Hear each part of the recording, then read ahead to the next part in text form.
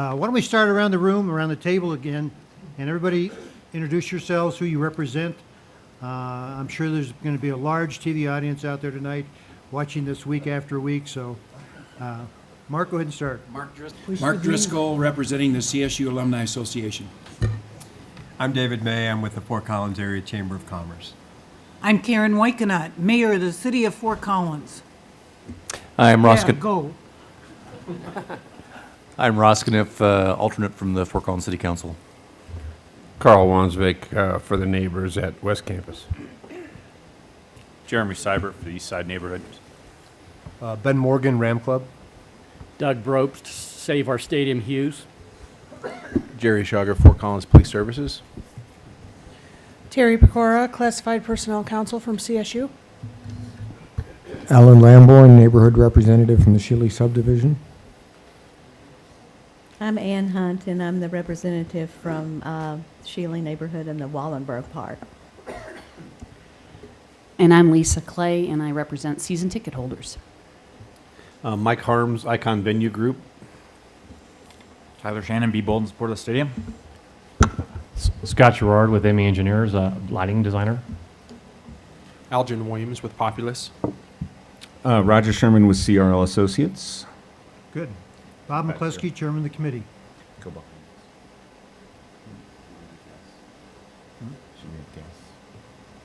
Yes, let's go ahead and have the guests tell us who they are too. Go ahead. Greg Hughes with WJHW Acoustics. Liz Cox with Icon Venue Group.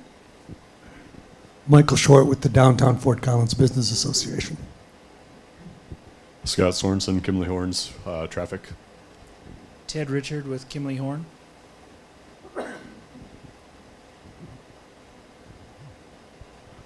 I am Madeline Novi with the Coloradoan. I'm Tony Pfeiffer with CSU Public Relations. Fred Hobrecht, CSU Facilities. Linda Vroman, member of SOSH. Diane Jones, City of Fort Collins.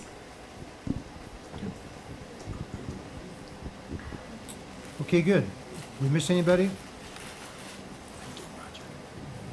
Okay, good. As you recognize in the agenda here tonight, as we talked last time, we are going to have presentations on the lighting and the noise, and just a brief overview on the transportation and parking study. So the first two will have presentations, discussion, questions, get into those issues. The third one will just be an overview, not questions, because we're going to do that next time, and want to have the best use of our time that we can. Let's move on to number two, item two. Roger?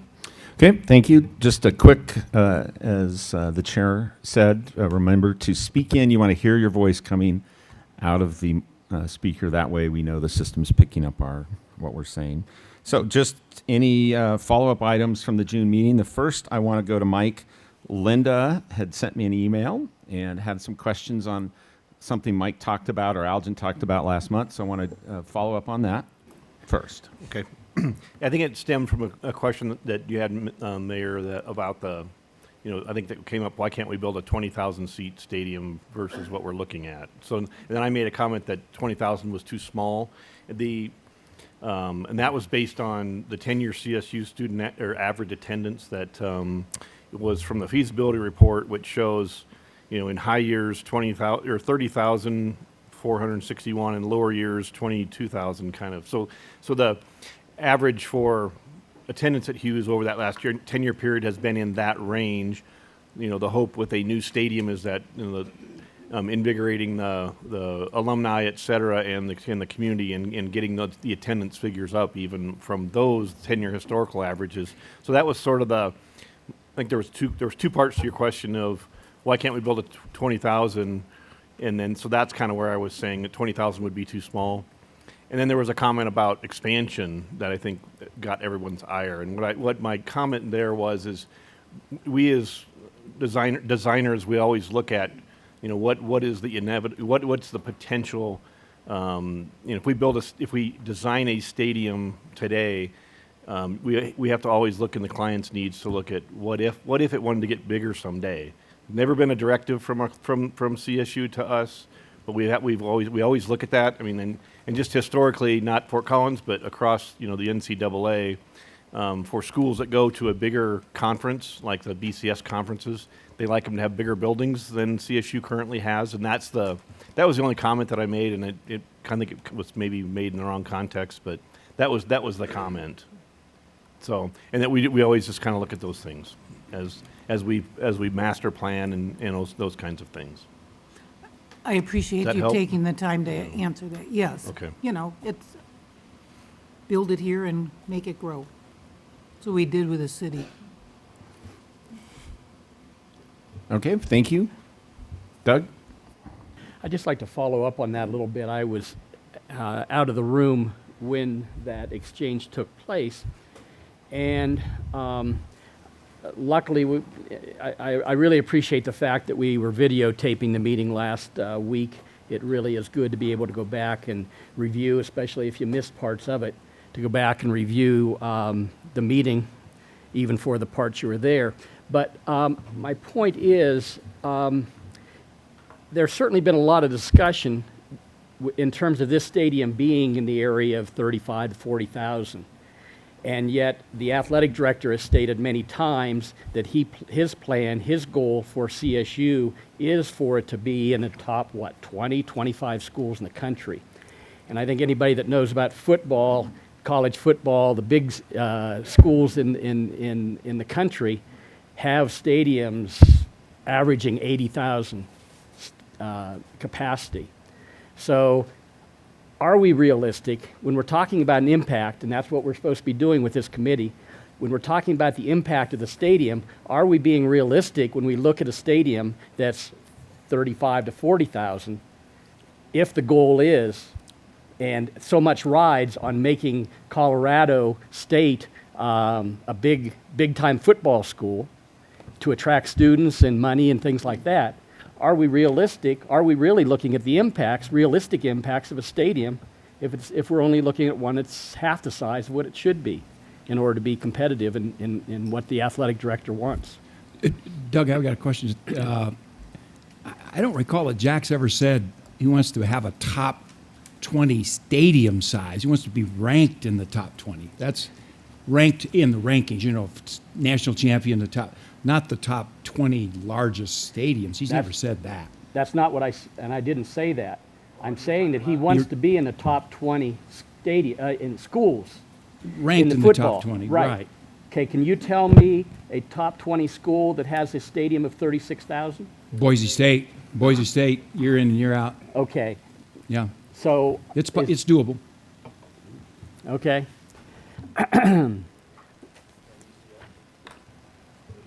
Okay. Any other questions on that? Samantha, do you want to introduce yourself? There's the microphone. First off, sorry I'm late. I was on my bike and I got a little lost. My name is Samantha Gwynn, and I'm the student body president for this coming school year. Thank you. Welcome. So next is the meeting record. Any corrections to the meeting record that need to be noted?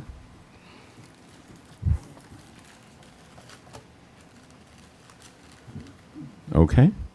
We're good? I think we're good. Okay, let's move on to number 3, design development update. Algin? Yeah, sure. So we're going to start off just with some of the updates from the last couple of meetings. The site water issue, the groundwater issue that we've talked about a couple of times, I think over the last couple of meetings, as a design team, we've finally settled on a elevation of the building that coordinates with the groundwater issue and the geotech report that we've been talking about. So again, I just included this slide here to orientate everybody.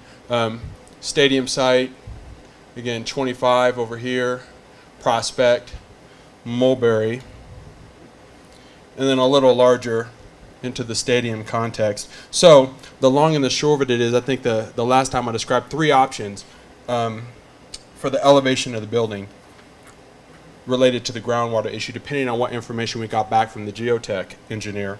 The first one was to keep the building elevation as we had it documented at schematic design, and I'll say maximize the groundwater issue, maximize the dewatering system underneath the field and at the ground level of the stadium. The second option was to raise the building, try to reduce the dewatering system. And the third option was to elevate the building to the point to where we didn't have a dewatering system. We found out that that wasn't going to be the case. We were going to have to raise it so high, it was going to be cost prohibitive. So the last option came off the table. We didn't feel real comfortable with the first option, keeping the building elevation where it was, and the scope of the dewatering system, and the treatment that was going to have to happen. So what we did, we chose the middle option and rose the building 3 feet. So that's where we are right now. So as we issue design development, the building is going to be elevated 3 feet higher than what was documented in schematic design. Further on in this presentation, the second thing that we've heard kind of multiple times throughout the last couple of presentations was understanding the scale of the stadium as it related to the buildings around it. So I have some images here, some context images, if you will, of the stadium with the foliage, the landscaping, and the buildings around it, and then some heights, some actual heights identified on each one of the slides so you guys kind of get an understanding as we walk around the building, the scale of the building. My point is that all the images that you see here from this point forward are going to include that building elevating 3 feet as we're going to document a design development. So the first view is kind of taken at the corner of Whitcomb and Pitkin. So this is the academic corner, if you will, looking down Whitcomb. So this is kind of what that view is going to entail. On the left-hand side is again an alley of trees. On the right-hand side is what we're designing close to the same species of tree, high canopy tree. So again, all of that is in concert with the architecture from a site design standpoint. Again, one of the techniques that we've chosen to try to bring down the scale of the building and really create a nice promenade as you come down that Whitcomb extension. So the top of the light structure is about 123 feet, 23 and a half feet, give or take, above grade. The top of the grandstand is about 81 feet, give or take, above grade. And again, all of these dimensions are going to be given above grade because the grade changes as you kind of walk around the building. The next view is kind of taking down this this pedestrian way between the Whitcomb extension and the building. So again, we've included a second row of foliage, if you will, to step that again as a technique to try to step down the scale of the building to kind of hide that first level. So the first row, if you will, higher canopy of trees. As you're driving down, you get some interrupted views in the second row again as you're looking into the academic portion of the stadium is going to be seen through this foliage of trees. And then this band at the top, again with a precast material, is going to be the back of the concessions and toilets at the concourse elevation. They're going to support this stadium function. And then you see these vertical stone elements that I've described in previous presentations as referencing this mid-century modern style of architecture. Again, here are those dimensions again. 123 feet 5 inches, give or take, above grade. 81 feet 4 inches above grade. Again, the back of the grandstand. So you, in perspective, you understand the closer you get to the building, the less that you're going to see of the back of the grandstand and the seating bowl above. So it's going to feel much more like a reduced building structure than obviously a 123 foot high structure. So the second view is looking down Whitcomb.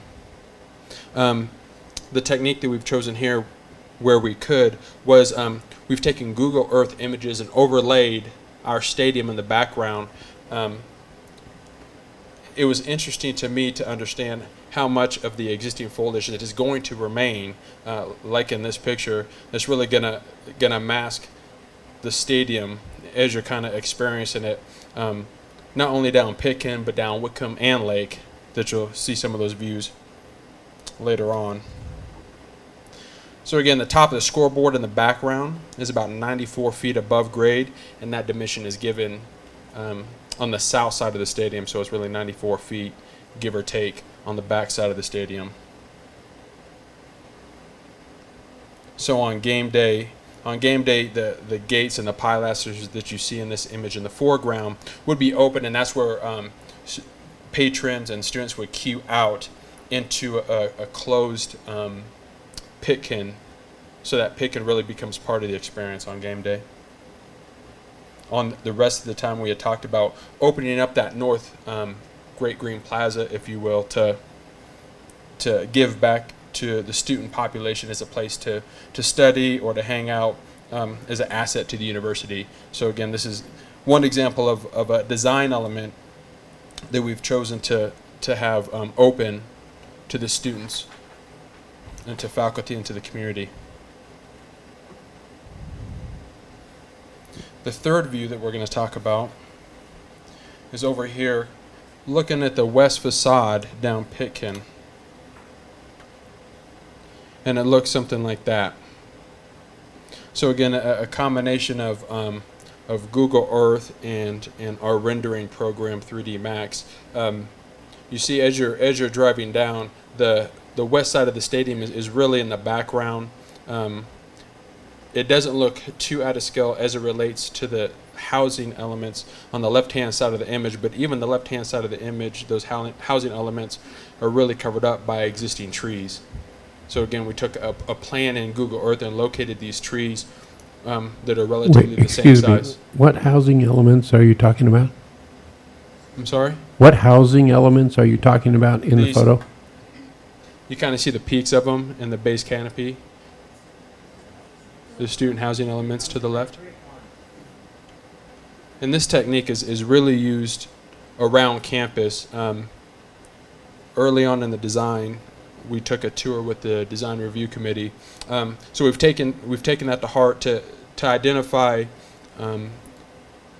greenery and foliage and trees with higher canopies, again, to bring down the scale of the buildings beyond. So you see the base of the building, and at the top of the building is more shaded, if you will, with the canopy of trees. Could I ask exactly when those trees are going to be that big? So these trees on the left-hand side of this image are existing. They're existing. Uh-huh. And what the trees that you plant around the stadium? Again, the trees on the right-hand side are proposed trees in our landscape plan. And those are about the size of the trees that would be installed day one, and we get larger from that.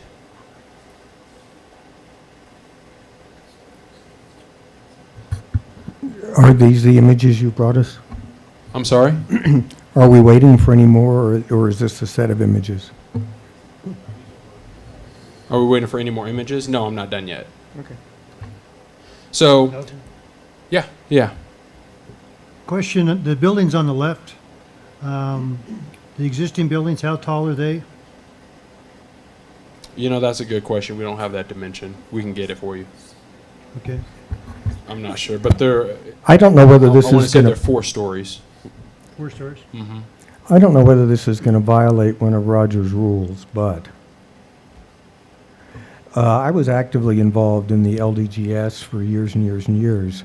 And in the preliminary neighborhood meetings we would have before anything went to P&Z, we would have ground level elevations comparing the size of the buildings that were proposed to the existing buildings. And I have asked for those in every single meeting we've had.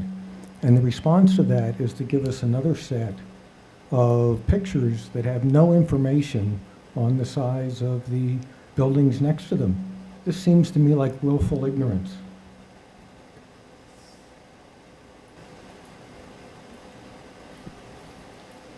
So this technique, I guess, was something that we wanted to use as far as overlaying Google Earth in our image to give the most realistic aspect of the stadium to the community committee. So you're right. We could do sections. In our experience, I guess, sections, black and white sections or elevations are much less known or able to be read by general populations than an Well, image if like you've got this. a 12-story building next to a 4-story building, it shouldn't be so hard to show that.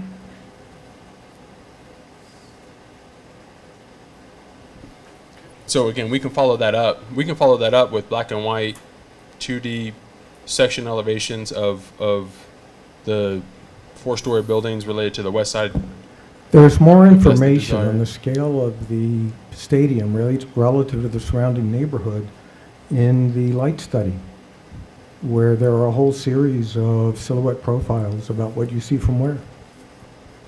So we're going to get to the light study in a second. So when we get there, if we want to bring that back up related to the light study, I mean, architecturally, again, if you wanted to see an elevation, a 2D elevation or a section related to buildings around it, then we certainly could do that.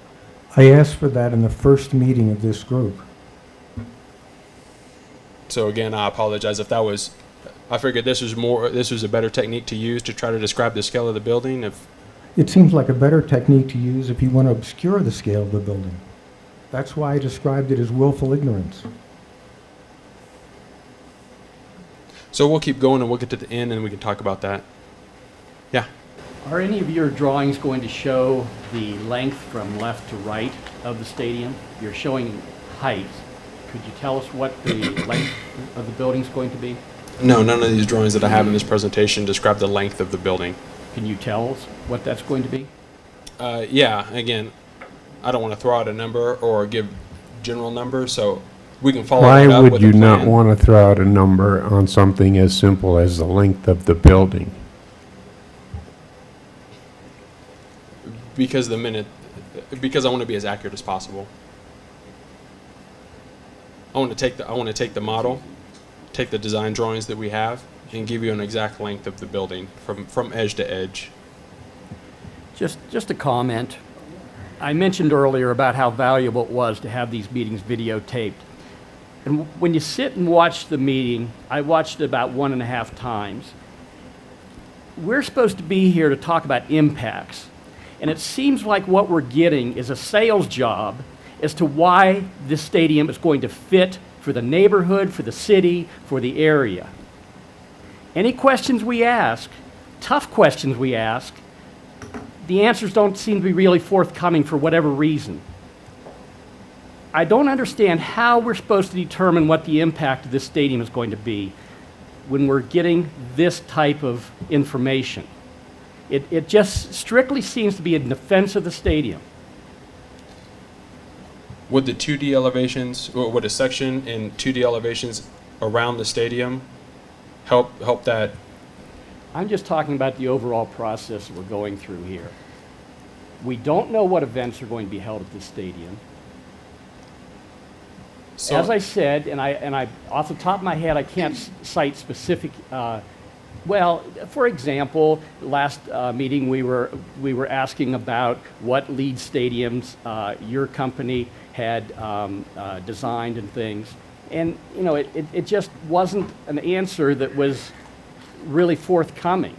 I think finally you mentioned about some arenas and things like that, but I'm just saying that we're not getting information that helps us to determine the impact of this stadium. That's what we're supposed to be doing. Instead of that, we're getting a sales job. So I'll jump in here because thank you for expressing that. I do think when we get to the studies, we're gonna, you've gotten the copies of the studies, and we're gonna have a chance to really discuss those and start talking about how to deal with impacts. And I mean, that's really true on parking and traffic. You're going to take 2 meetings. It's a very long report. There's a lot of information in there. I think we need to, as a design team, we need to do a better job of showing you the renderings that you're requesting. And so we'll go through these and we'll bring more back next month. So. Alton, just a question about the renderings. The outside of the stadium, is it going to be white? I mean, or is there windows that, so people can see the mountains from the west side there? It's a combination of transparent and opaque materials, whether spandrel glass or metal panel or transparent glass along that whole west facade. So yes, we have tried to maximize the transparent glass where it made sense to be able to capture views out, up through the stairwells and in occupied spaces.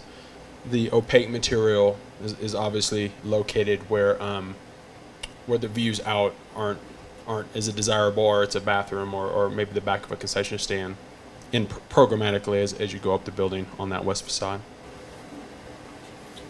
Alton, I don't know, how does that 117 feet compare with Durwood and Westfall Hall? Isn't that about the same? Those are 10-story buildings. Isn't that height about exactly the same as what the stadium will be? We're pretty close anyway. The two dormitory towers on campus. Yeah, so I'm not real familiar with those buildings, but a 10-story building would be roughly the same size as Those are that. 10-story buildings. So. Yeah.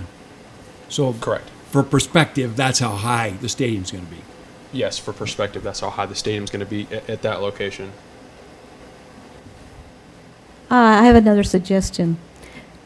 Could you go to a toy store and get little houses, and then get some other build it or whatever out of bricks or whatever that kids play with these days, to represent how tall or massive the stadium is compared to a living structure that's on the left there that's 4 stories.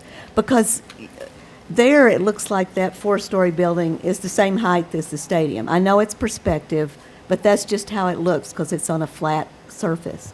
But if you had, actual things, actual little buildings that you could show, you wouldn't have to make them to scale or anything, but just about, so you could get a much better idea about what we're dealing with a huge stadium in a neighborhood area. I mean, it's massive in my mind, but So yeah, and again, this is by no means this isn't intended to be a sales job. We certainly could do that, and if that's the desire, we can come back at the next meeting and provide that a scaled site model.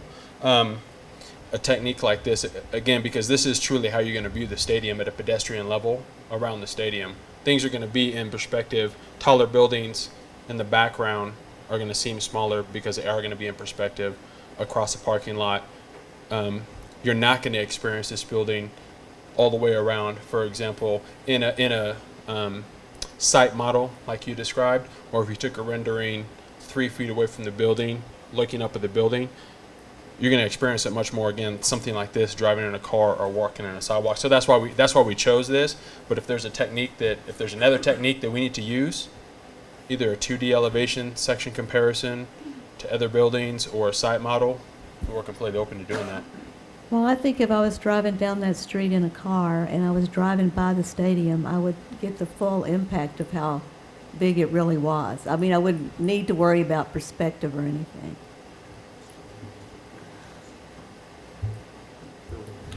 So we'll keep going just in the interest of time. I just have a comment for Ann. Ann, on the Northern Colorado Business Report of the feasibility study, there are excellent renderings in that report. You can get them online, and they show the kind of perspective you're talking about. That is a realistic perspective, this size of the stadium and the neighborhoods around it. They've got good renderings there that you can look at. Northern Colorado Business Report.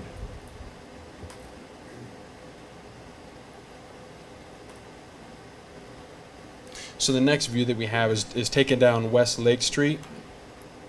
And again, this is the corner here, the only corner of the stadium without an entrance. And again, some of the techniques that we've used here on the south side to bring the scale of the stadium down was lighter, as transparent material as possible, creating a horizontal datum in that roof to establish a line that was as low as possible, that was the roof of the concession buildings, and not extending anything up vertically to try to bring down the scale of the building. So again, here's a Google Earth image with the stadium overlaid on top of it. The point here again, all of the existing foliage is going to stay around. So most of the perspectives that we found are going to be blocked by existing foliage. Not to say that it's not going to be a 117-foot tall structure on the west hand side, but it's not like Hughes in the middle of a flat field in a stadium. Your views are going to be blocked as you experience this building really from every vantage point. So again, that top of that roof is almost 40 feet, 38 feet 1 inch, and the top of the grandstand on the west side is almost 73 feet or 72 feet 10 inches above grade. The next view is taken down at the intersection of Whitcomb and Lake, looking the other way. So this is the secondary entrance to academics. And again, you see the existing housing on the right. That same style of architecture. Again, has a lot more transparency because we're trying to identify that as an entry, creating that same horizontal datum at the roof and overlaying that notion of mid-century modern architecture that we've talked so much about. Again, that datum from grade here is about 50 feet 7 inches. And again, that's from grade, so that grade slopes down from this corner from west to east, so that's why that dimension is higher at that elevation than the other. And then again on the east side, incorporating that same grade change, the back of the stands, 81 feet 4 inches. And is that a set of lights in the upper right-hand corner? Yes, that's the continuation of that east light structure that we talked about at I think it was the second image, the first or second image. And do you recall how tall that is? Yeah, I can flip back if you'd like. 123? Okay. Yeah. So we wanted to take more time on the south side because, again, this is the side that addresses the neighborhood. So the next view is taken a little closer to that south entrance opening that we had talked about in the scoreboard. So again, a Google Earth image on the left-hand side with our stadium overlaid on the right-hand side. So the dimensions and the offset from the street are relatively accurate. So you see we're coming out here a little bit into the bike lane in this image at the entrance. Again, that same kind of established canopy structure. These trees are identified to be installed opening day. So again, they're only going to get bigger. Same concept. Taller canopy eventually to kind of bring down the higher scale of the building. So as you're experiencing it from a pedestrian level, you're seeing through or underneath the canopies to the building, and the top of the building is masked, if you will, by the higher canopy. And then the mass of the scoreboard is identified on the right-hand side, and the top of that scoreboard again is 94 feet above grade. So that would be 94 feet above that south side grade.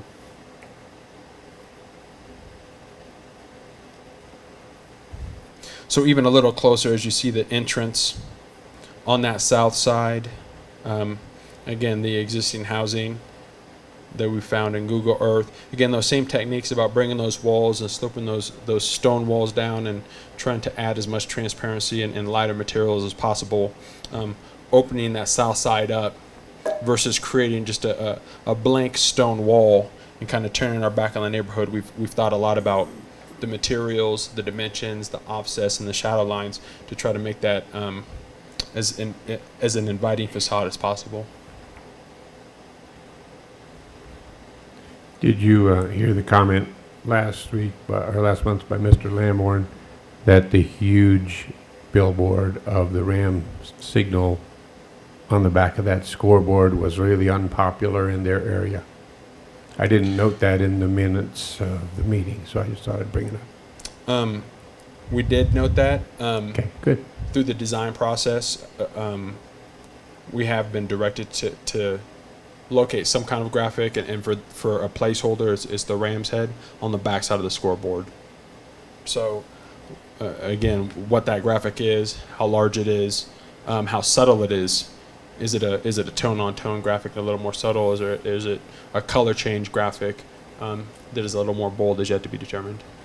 I would just point out that when the Pepsi sign went in west of Moby, people were pretty unhappy. And so what this really is a 94-foot high billboard. And so it really seems to me that one of the ways in which one can try and mitigate the effects of this is to make it more of an architectural statement rather than a billboard. Especially since that's a 94-foot 4-foot-high billboard next to what will be, until you hit Berkey and you begin to have the slope down to Spring Creek, everything is 1 story dead level for the next 4 to 5 blocks south, which means that billboard is going to be in everybody's face.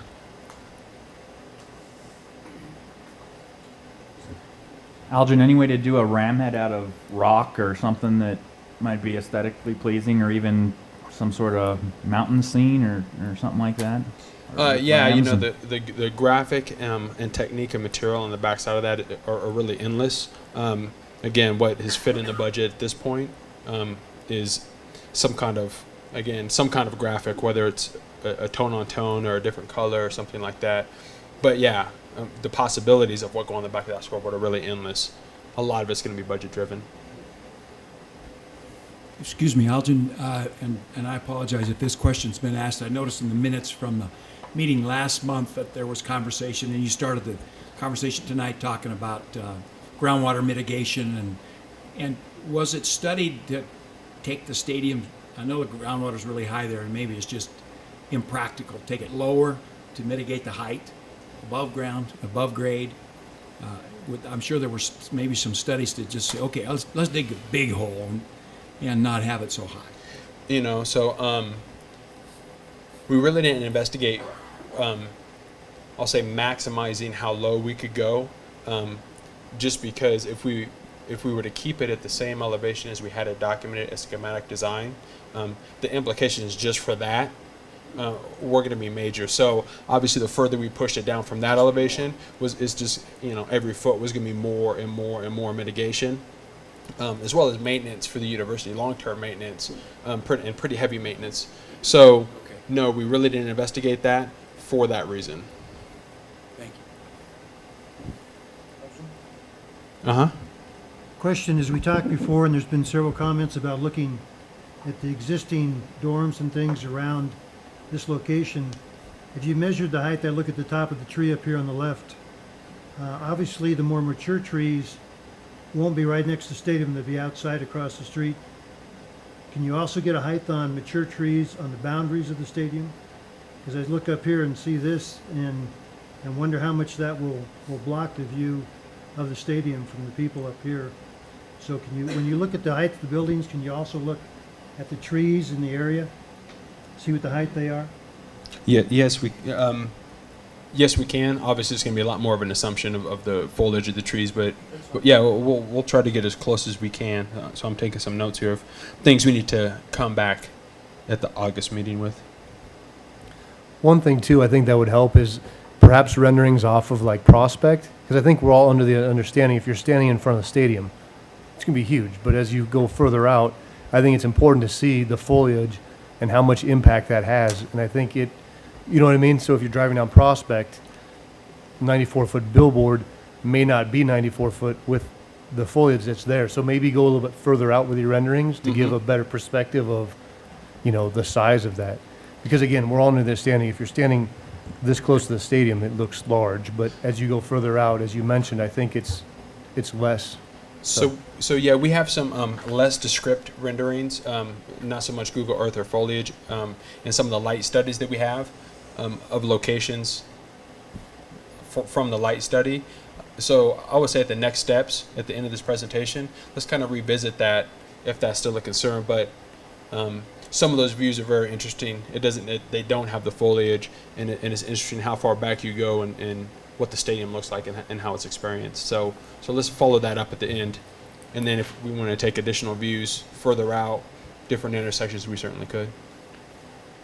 And we do want to keep in mind, too, that all the trees I see in here are what's called deciduous trees, so they will be losing their leaves in the wintertime.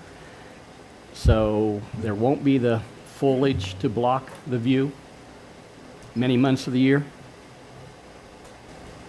Algin, just one more follow-up with respect to perspectives you're going to look for. Additionally, we talked about Prospect. I'd go even further into the surrounding neighborhoods. So we're talking about neighborhood impacts. So we're talking about views of the 90-foot billboard from some of these folks' houses in those immediately adjacent neighborhoods.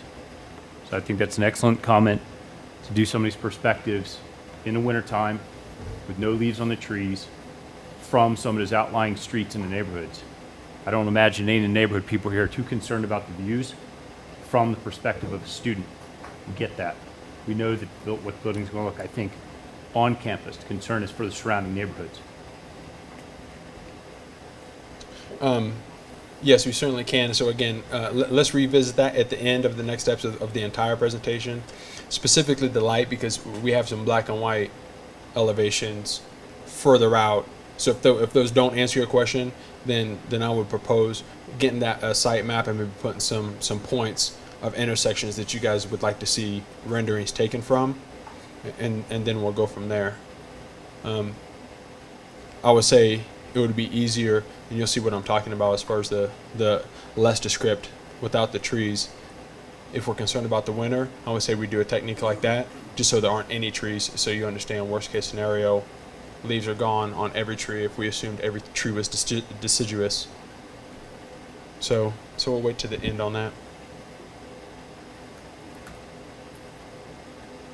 So then what we're gonna do is we're gonna stop here and go to noise, and then to light, and then we'll come back to traffic and parking. So that was the last kind of the image to describe the scale of the buildings, the scale of the stadium around on those three streets. Were there any additional comments besides the one that were already given? So what I got, just so I'm clear, the length of the building on all four sides was important. 2D sections and elevations as it relates to buildings around, again, on all four sides were important, to better understand what the height and the scale of the building is going to be. A potential site model with relative heights of scales of the building and the stadium would be useful as it describes the scale of the building. And then views from different intersections that maybe are a little further out and not so close up, to understand what the size of the scoreboard, how you're going to view the scoreboard from a little further dimension. Did I capture everybody's comments?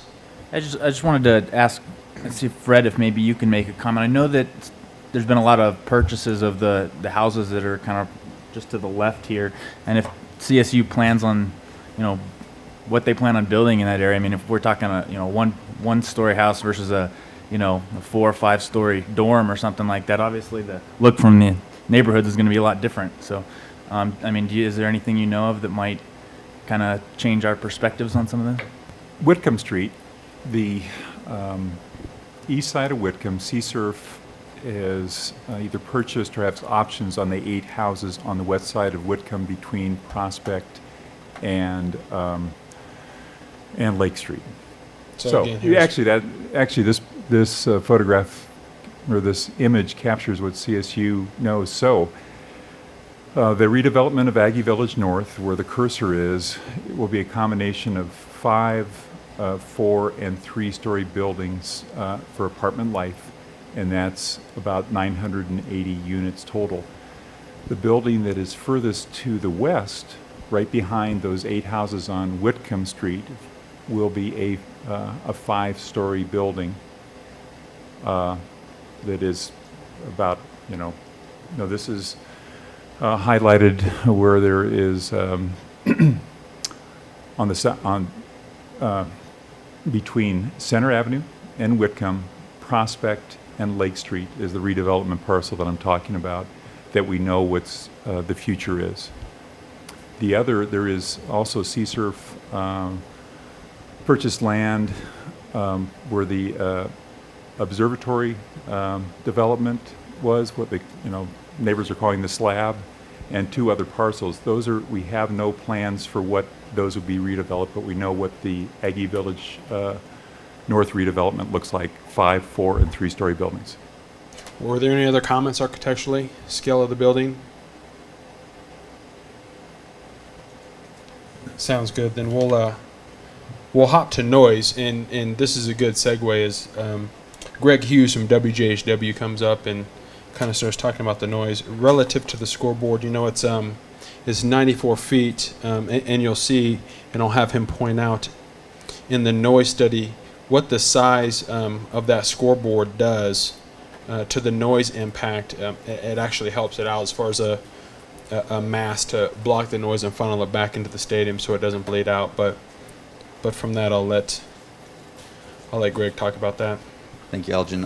Again, my name is Greg Hughes. I work with Wrightson, Johnson, Haddon and Williams, WJHW. We are acoustical consultants as well as technology consultants. But my expertise is in noise control and environmental noise propagation.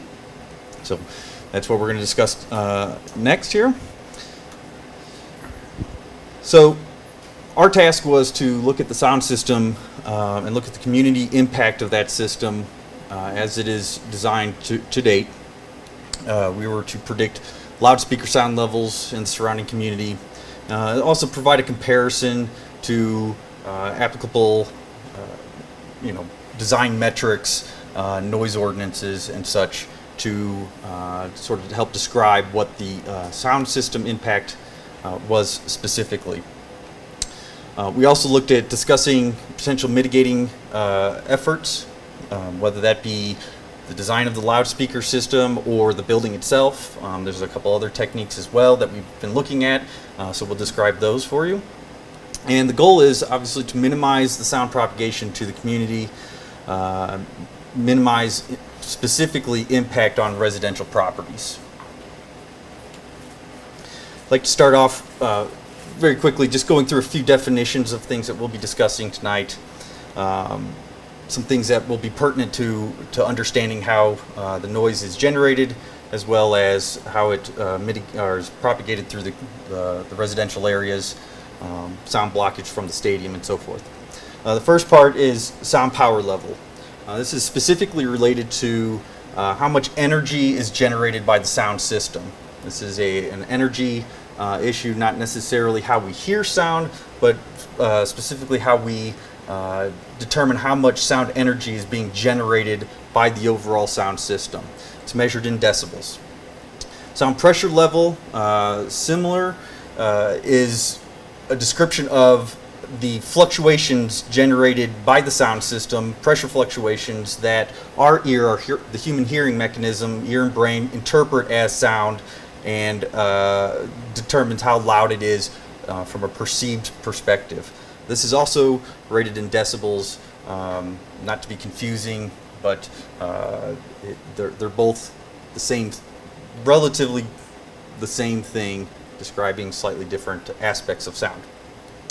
A decibel is, as I said, a logarithmic ratio of the sound energy or pressure compared to a base energy or pressure.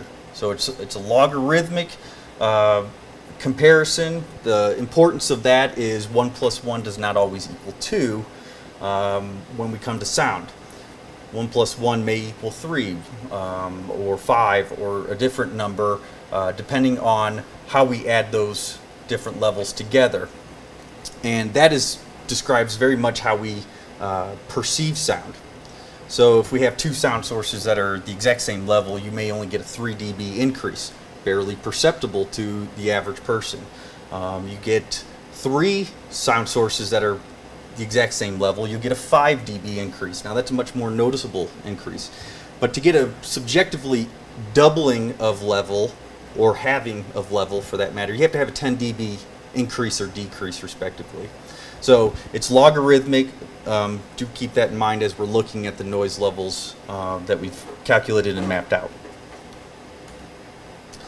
dBA, this is decibels A-weighted, is a very common metric used in ordinances and environmental sound analysis. It is the A-weighted decibel level, which is intended to better represent how humans perceive sound frequencies. We are much more sensitive at speech and higher frequencies, not so much at lower frequencies. So the dBA rating rolls off the levels at the low frequencies when adding those together as a single number. So most ordinances reference a dBA level, and so it's the same logarithmic mathematical relationships, only it's been tailored a little bit more towards how we perceive sound in general as humans.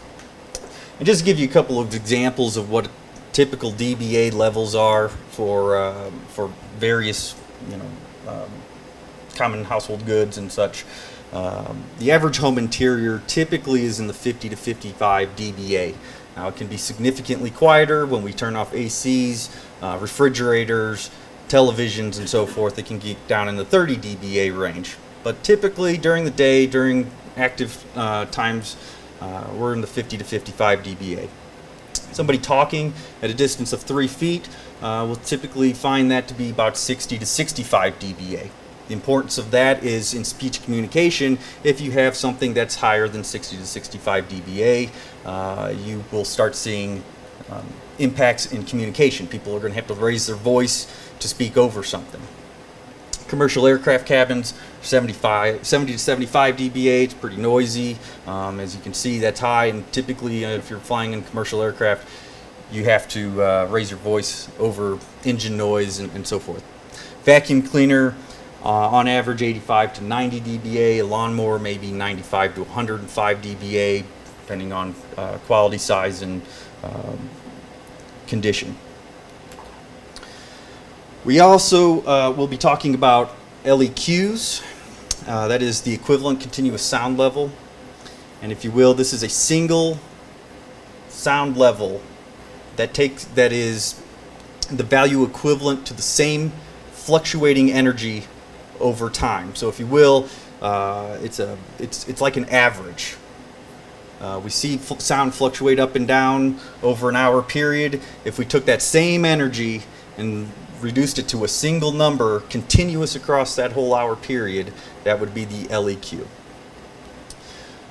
We also will talk about the day-night equivalent sound level, abbreviated LDN, or on occasion DNL. It is the 24-hour equivalent LEQ, but it uses a 10 dB penalty during nighttime. The reason there's a 10 dB penalty is typically it's quieter outside, people are not listening to TVs and so forth, and they're trying to sleep, so the annoyance level perceptibly comes up during those times, so they add a 10 dB penalty to try to help explain those types of annoyances. Now, the Fort Collins Ordinance describes 8 p.m. to 7 a.m. as nighttime. DNLs or LEQ nighttime, day-night. Those are typically measured from 10 p.m. to 7 a.m. with the 10 dB penalty. So there's a little bit different time frame in there. So we want to make sure that we understand that. We are looking at 10 to 7 as our nighttime for these DNL calculations. Some common problems that we see with collegiate stadiums. May I ask a quick question about that? Yes, sir.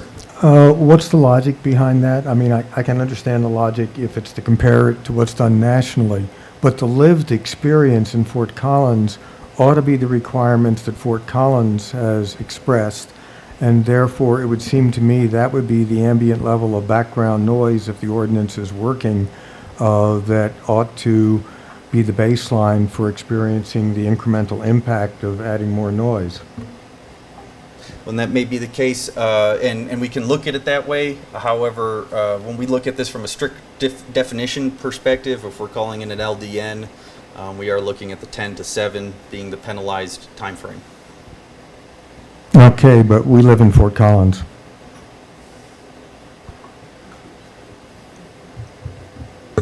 So you're saying that if we have a night game on a Saturday night and it goes until 9 o'clock, because you're using the 10 p.m. time frame, the 9 o'clock football game doesn't matter? No, no, sir. What we're saying is in our calculation for comparative purposes to other metrics and design standards, we're using the 10 p.m. time frame to use the penalty for the LDN calculation. It does not, there's no difference in our calculation between let's say the hours of 7 and 10 p.m. should the game start at 7 and go to past that. We are simply saying that the 10 dB penalty is assessed between 10 p.m. and 7 a.m. And that's one of the goals of this committee and having Greg come and present the information. If we need to tweak that and move that to 8 o'clock and see what that does to the study, then we certainly can do that. So again, coordinating those items specific to this report, if that's an issue, again, that's part of the back and forth and coordination that we're looking for.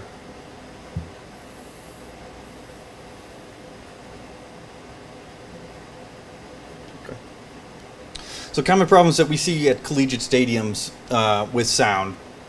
Specifically, most complaints are related to intelligibility, not necessarily, level is important, but intelligibility is much more related to annoyance than overall sound level. If we have a broadband noise source that carries no signal to it, we don't get as many complaints on average. It's not that the sound's not there, it's that in our experience and has been shown in other facilities that that noise is not as annoying as somebody hearing rhythmic types of sounds, something that has speech content. You can hear the words, types of things. We also note that the sound system, which is going to be the primary noise source for our study, operates at a greater percentage on average than other noise sources like a crowd. And while we acknowledge that the crowd can on occasion be louder than the sound system itself is on average louder over a game period. Crowd typically is louder during particularly exciting events, touchdowns, turnovers, things like that, whereas the sound system operates at a more consistent rate. So did you have a question? Yeah, I was trying to be polite and wait for a pause. Thank you for recognizing me. I read this part of your report with great interest, and I thought it was quite convincing, but it had one implication that I thought was unexplored or unemphasized, and I'm not sure I would have noticed this if I hadn't gone to a lacrosse game recently, which was in a virtually empty football stadium, but they were using the football stadium's PA in order to, play music during the warm-up period so that everybody could listen to music, and then, of course, all of the play-by-play during the lacrosse game. And so what strikes me is that while the football games may be different than other events when it comes to parking and to traffic, basically any event you put in that stadium that has the use of the PA becomes equivalent to a football game. Because if in fact it's not the crowd noise that produces the noise, but rather the PA, it doesn't matter whether it's a lacrosse game or a soccer game or a commencement, it's going to be for the neighborhood something that they experience. And so the oddball result of this is that it multiplies the noise issue across every event that's held in the stadium as soon as one concludes that it's the sound system and not the crowd. That's correct, and we'll talk about the sound system design and how we are intending to help mitigate that issue, where partially full stadium does not need as much sound energy to cover the crowd, therefore we can operate at a lower level. So we'll get into that in just a little bit, and hopefully that'll help explain and ease some of those concerns. Are you saying you can turn the volume down? Is that essentially what you're saying? Not necessarily volume down on a particular speaker, but we can turn off sections of speakers. And we'll discuss that. So, instead of having 100 sources, we may have far fewer than that. My question on sound is this. The only time I'm annoyed by sound at a football game, it's certainly not when people are cheering, even when the can is blasting. But the sound is really intense in the promos before the game. When you're watching on the Jumbotron, there is just incredible noise during those, which in fact most people are paying no attention to at all. The idea is to hype the crowd. And that's before the game, before there's any crowd noise. But those things probably have got to be a third, maybe who knows how much more than any amount that the PA ever puts out. And that's something which the people who are running the show have some control over. But the bigger the sound system you give them, the more promo they're going to do. And Carl, are you specifically talking about games at Hughes or just in general? At Hughes, at Okay. any other game, yeah. So Yeah. we'll get into the design a little bit at what they have at Hughes in our sound system. Well, I mean, I honestly don't care the difference between the two. There's a big difference between how the sound system is used before the game and during the game. And before the game is when it's really obnoxious. Understood. Okay, and we did touch on this. We said that the rhythmic content, the information being carried in the sound can be more annoying, but sound levels do play in a part, and we typically see at a collegiate stadium such as this that sound levels are generally between 85 and 100, give or take, dBA. So that's quite loud. A typical concert level at a large arena may be slightly louder than that, but that's at some spaces where we're approaching.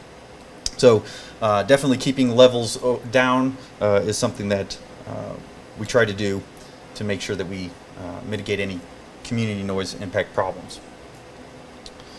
So looking at design and sound mitigation efforts, we want to start with the stadium itself and looking at what we call shadow zones. These are areas of the building that block sound propagation directly into the neighborhood. Taller the walls are, the better it will block that sound energy entering into the neighborhood. So on the east and west sides in particular, we have very tall grandstands that help shield the stadium noise from the neighborhoods or adjoining properties.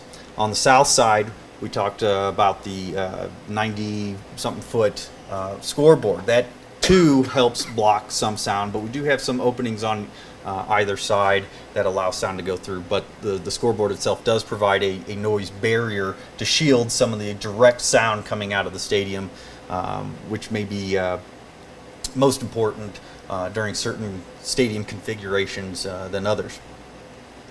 The north end, it's more of a horseshoe shape, even though we have some openings on the back side or on the south side of the stadium. The horseshoe shape allows more sound to propagate north, which is onto university property as opposed to in the neighborhoods. So the orientation of the stadium, having that opening facing north as opposed to south, is helpful in mitigating some of that noise. But we also have the sound system where we're going to have distributed sound arrays as opposed to end zone clusters, which makes a very big difference in overall sound propagation. We've seen this on a couple of other stadiums that we've worked on, notably Padres, San Diego Padres and Pittsburgh Steelers, where they've gone from a central end zone cluster, which is to say that you have a stack of speakers on a far end, a single point cluster of speakers that fires and covers the entire stadium from that one point. What we're proposing is to do a distributed system which places smaller speakers around the stadium, typically on structure up high, as well as the fronts of some of the different levels, that we're going to cover smaller areas from a closer distance. And as you can imagine, if you're trying to talk to somebody far away, you have to shout. You have to produce a lot more energy. And that's what an end zone cluster has to do. It has to produce a lot more energy to throw some 400 plus feet, up to 800 feet in certain cases, to cover an entire stadium. That's a lot of energy. That's a lot of noise. It's very loud, and we can mitigate some of that level by distributing a lot of sources much closer to the spectators. Therefore, we can turn down some of the level overall to help mitigate the sound being generated in there. And as you noted earlier, some of the problems are that you have a different type of sporting event that maybe does not fill up the entire stadium. Well, in this distributed array, instead of having a single source that fires all the way across and covers the entire stadium, we have a distributed that covers just portions. That allows you to control what portions of the sound system are being utilized. So if the upper decks aren't being utilized that particular day, you can turn those off. Nobody's up there, you don't need to put sound out there. So that potentially could lower overall noise levels being generated at the stadium during less crowded events. The sound system, I want to talk real quickly about peaks and averages and impulsive versus continuous sounds, as this relates to some of the noise being propagated out into the community. Peak versus average. We've talked about LEQs. We understand an average sound level. That's something that's going to be kind of consistent over time, whereas a peak is going to be your maximum level. Now, when we start getting into our results, we do compare averages and peak levels so that you can see both. That way you know what the predicted absolute loudest level is going to be, as well as what the general average is over a period of time. At a football game, we do not always operate at maximum or peak levels. Sometimes we're much lower than that. We have sound that fluctuates up and down. So we do want to note that there is a difference between the average that you're going to experience as well as the peaks that are going to be particularly loud comparatively. We also have impulsive versus continuous. Impulsive sounds are like the cannon. These are something that happens fairly quickly, and it may be repeated, but it's something that, like a drum. It beats and it hits and then it goes away. Whereas continuous sound is something that happens at the same level over a period of time. The sound system in general does not act as a continuous noise source. There is an announcement, there's a pause, there's some music, there's a pause, there's so on and so forth. So this is not something that goes on for 3 hours continuously. This is something that might have over a 2 or 3 hour period, a 3 or 4 hour period, up to 2 hours of signal. Yes, sir. Perceptions are not as reliable as data, so perhaps you have some data which are inconsistent with my perceptions. But as a season ticket holder to the Broncos, I feel as if, except for the instant in which a play is going on, I am always being bombarded by something from the PA. So well, yeah, that's even worse than the speaking. But when I was reading your report, I could not match language like brief announcement periods with my lived reality at a football game. What I remember is virtually continuous noise. It may not be continuous like a concert, but I remember very, very few breaks in the PA action at a major football game. So could you help me understand the distinction you're trying to draw here? Because it really doesn't seem to me as if we're really talking about brief announcements in today's world of stadium events.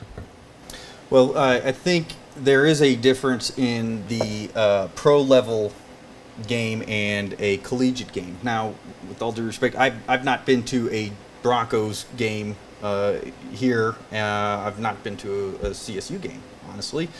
So the difference, I don't think I could outline those specifically for you. However, it has been our experience doing these, that you do not have a continuous level, that there are pauses, there are breaks. And whether that be simply game action versus all time in between, halftime, pregame, postgame, I can't describe that specifically to you. But I appreciate the comment, and I think that's a relevant, for everybody to keep in mind. I just can't define that for you specifically.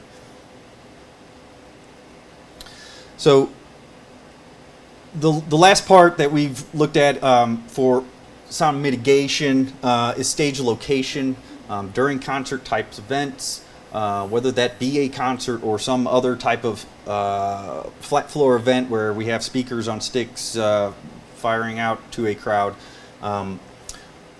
The stage has been located on the south end so that it faces north. So the majority of sound goes northward into the university property as opposed to the south and residential areas. Now, that is not to say that you don't have some back waves that come off those loudspeakers, but the way that these are controlled, the majority of that sound is going to go forward to the north, and much less is going to go southward. And we found that in certain instances, we get as much as 15 dB reduction. That's a substantial amount of reduction from the front side of the speaker system to the back side. Keeping that in mind with the architectural features that are going to also help screen or shadow the residences, we find that to be helpful in reducing some noise level. Yes, sir. If you're going to compare, you're comparing the centralized versus decentralized. Is it fair to say that on a decentralized, like you're proposing, is a more expensive system, but once you get outside the stadium, will it typically be less volume than when you have a centralized system? Yes, Is that fair to say? I would say that's fair to say. We found that the distributed systems tend to have less of an impact on the community surrounding a stadium than a central cluster that must generate much higher sound levels to cover the seating bowl. As far as the sound system for the stage, would you be using different, not the distributed type of sound, or would you still be using distributed type of sound for a stage performance? Well, I don't set those up specifically, but that's going to be on a case-by-case basis. Whoever's using the stadium, so that's something that's going to have to be looked at, probably in a number of different steps. But if it was likely a concert, the typical setup is to have a left-right channel on the stage that covers the stadium. So it'd be more of the central end zone cluster type system. So typically the show will bring in their own sound, so they would not use the PA, the distributed sound system that we're designing. Okay. So let's say that if it were a concert, from your experience of that type of sound, is the stadium still able to keep that going? I realize what you're saying is it's going to be projected mostly toward the north, but is there going to be a way that it's not going to go east and west? Well, I think there are some considerations on how you cover a crowd with a loudspeaker system that need to be taken into account for anybody who brings one in. I mean, I cannot dictate how one might set up their system, where they aim it, at what levels. There may be some other measures for controlling that, but generally speaking, if you look at a typical concert setup, they use what they call line arrays, those sort of large banana-shaped speaker stacks that help control sound vertically. So a loudspeaker will have a pattern to it. It'll throw sound in certain amount of degrees in the vertical as well as in the horizontal. When you start stacking those speakers, they start being able to control that vertically, which means you get more of a beam. It may be wide, but it's more of a beam that they can better focus on the crowd as opposed to allowing a lot of sound to escape outside of the stadium. I'm not saying that that's not going to be the be-all end-all solution to controlling sound, but it is a significant step in mitigating any extraneous noise that can be projected out into the community. So I realize that you're saying you can't dictate with your term what the stage performances might be, and so therefore you probably can't answer this question. I don't know whether there's somebody here that can, but if these other types of events take place, who regulates and who determines that the performance is going to not be something that exceeds ordinances and noise to the neighborhood?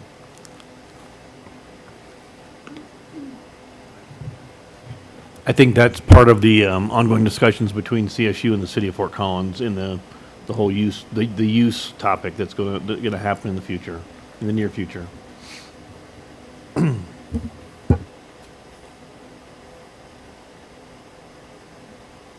Okay.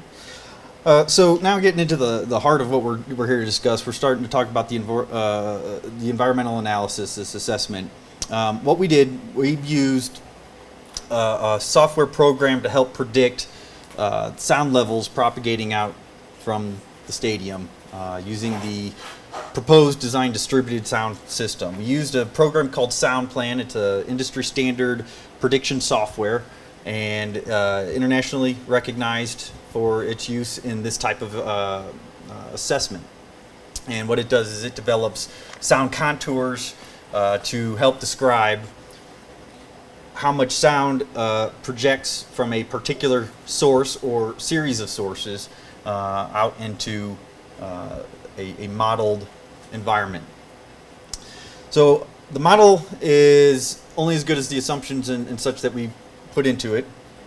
So there's a number of assumptions and inputs that we have to add to this program. The first is the location, quantity, and characteristics of the directional characteristics of the loudspeakers. All right, we need to know how many of them there are, where they're pointed, what their pattern is for projecting sound, at what level, and so forth. So we need to model those in there. We also need to have a 3D model of the stadium itself, and we've used Populus's model to date to model in SoundPlan. So using the height of the grandstands, the locations of the speakers in relationship to them, scoreboards on the ends, and so forth, have all been input into this model to help provide a realistic 3D image of the sound sources as well as the building that it's going to be located in. We also look at terrain and weather.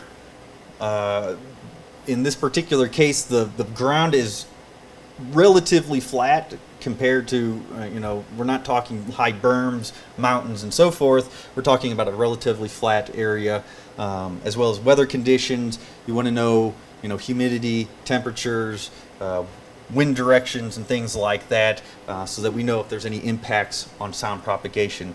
Now, to those effects, we did not specifically put in large terrain elevation gains. As I said, this is a fairly flat area.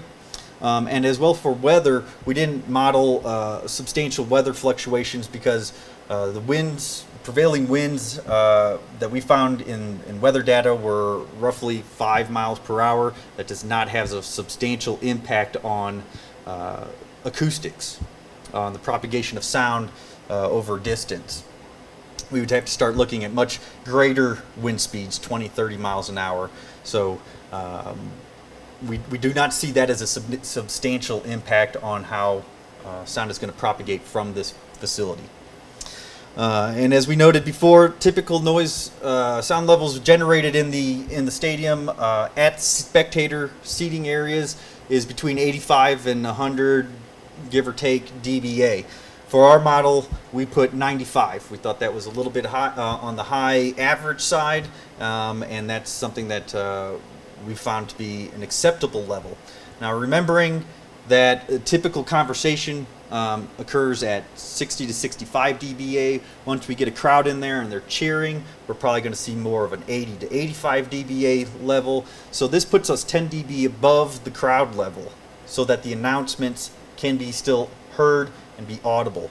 It's not to say that a very loud crowd will not exceed that level and cause issues with communication and intelligibility of that sound system, but we find on average that is where the sound level is most appropriate for a large crowd type event. Now, there are other stadium sounds, crowd, marching band possibly, halftime shows and such, as well as the celebratory cannon during touchdowns and so forth. We did not model these in ours. Again, these are instantaneous or very inconsistent types of sound sources that we did not find to be something that we could describe readily in our modeling. So the results of our model are that the projected sporting event peak levels to the south are between 70 and 75 dBA. And this is in a very narrow area directly to the south. It does fall off as it goes further south. And on the east and west, peak levels were 65 dBA and then falling off from there. Average for the surrounding residential properties, this would be the LEQ or DNL measurements were 65 dBA less.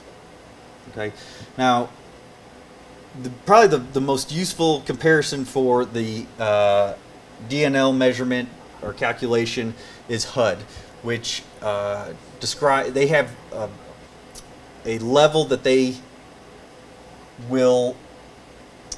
require that residential properties not exceed over a 24-hour period.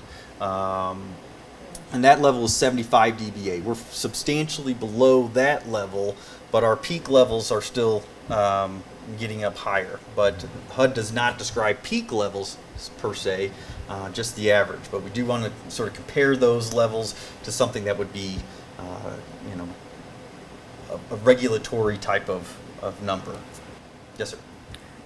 Once again, I can understand why a professional such as yourself would look at a national standard, but I was struck particularly with the discussion on the bottom half of page 4 of your report, and then comparing the charts that you had in the appendices on the predictions on how far these different areas of sound would go, that while we're underneath the HUD national average for city life, we are above the Fort Collins average. And what struck me, and I don't know whether this is whimsical or whether some other appropriate word is better than whimsical, but it struck me that aspiring to take Fort Collins and turn it into a modal HUD national average city experience wasn't very inspiring.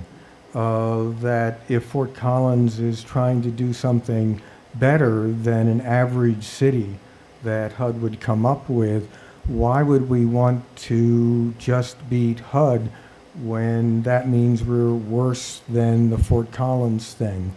And when one looks at the charts, and presumably we'll get to these in a moment, but this comment's relevant to that, and I just soon do it now rather than come back to it.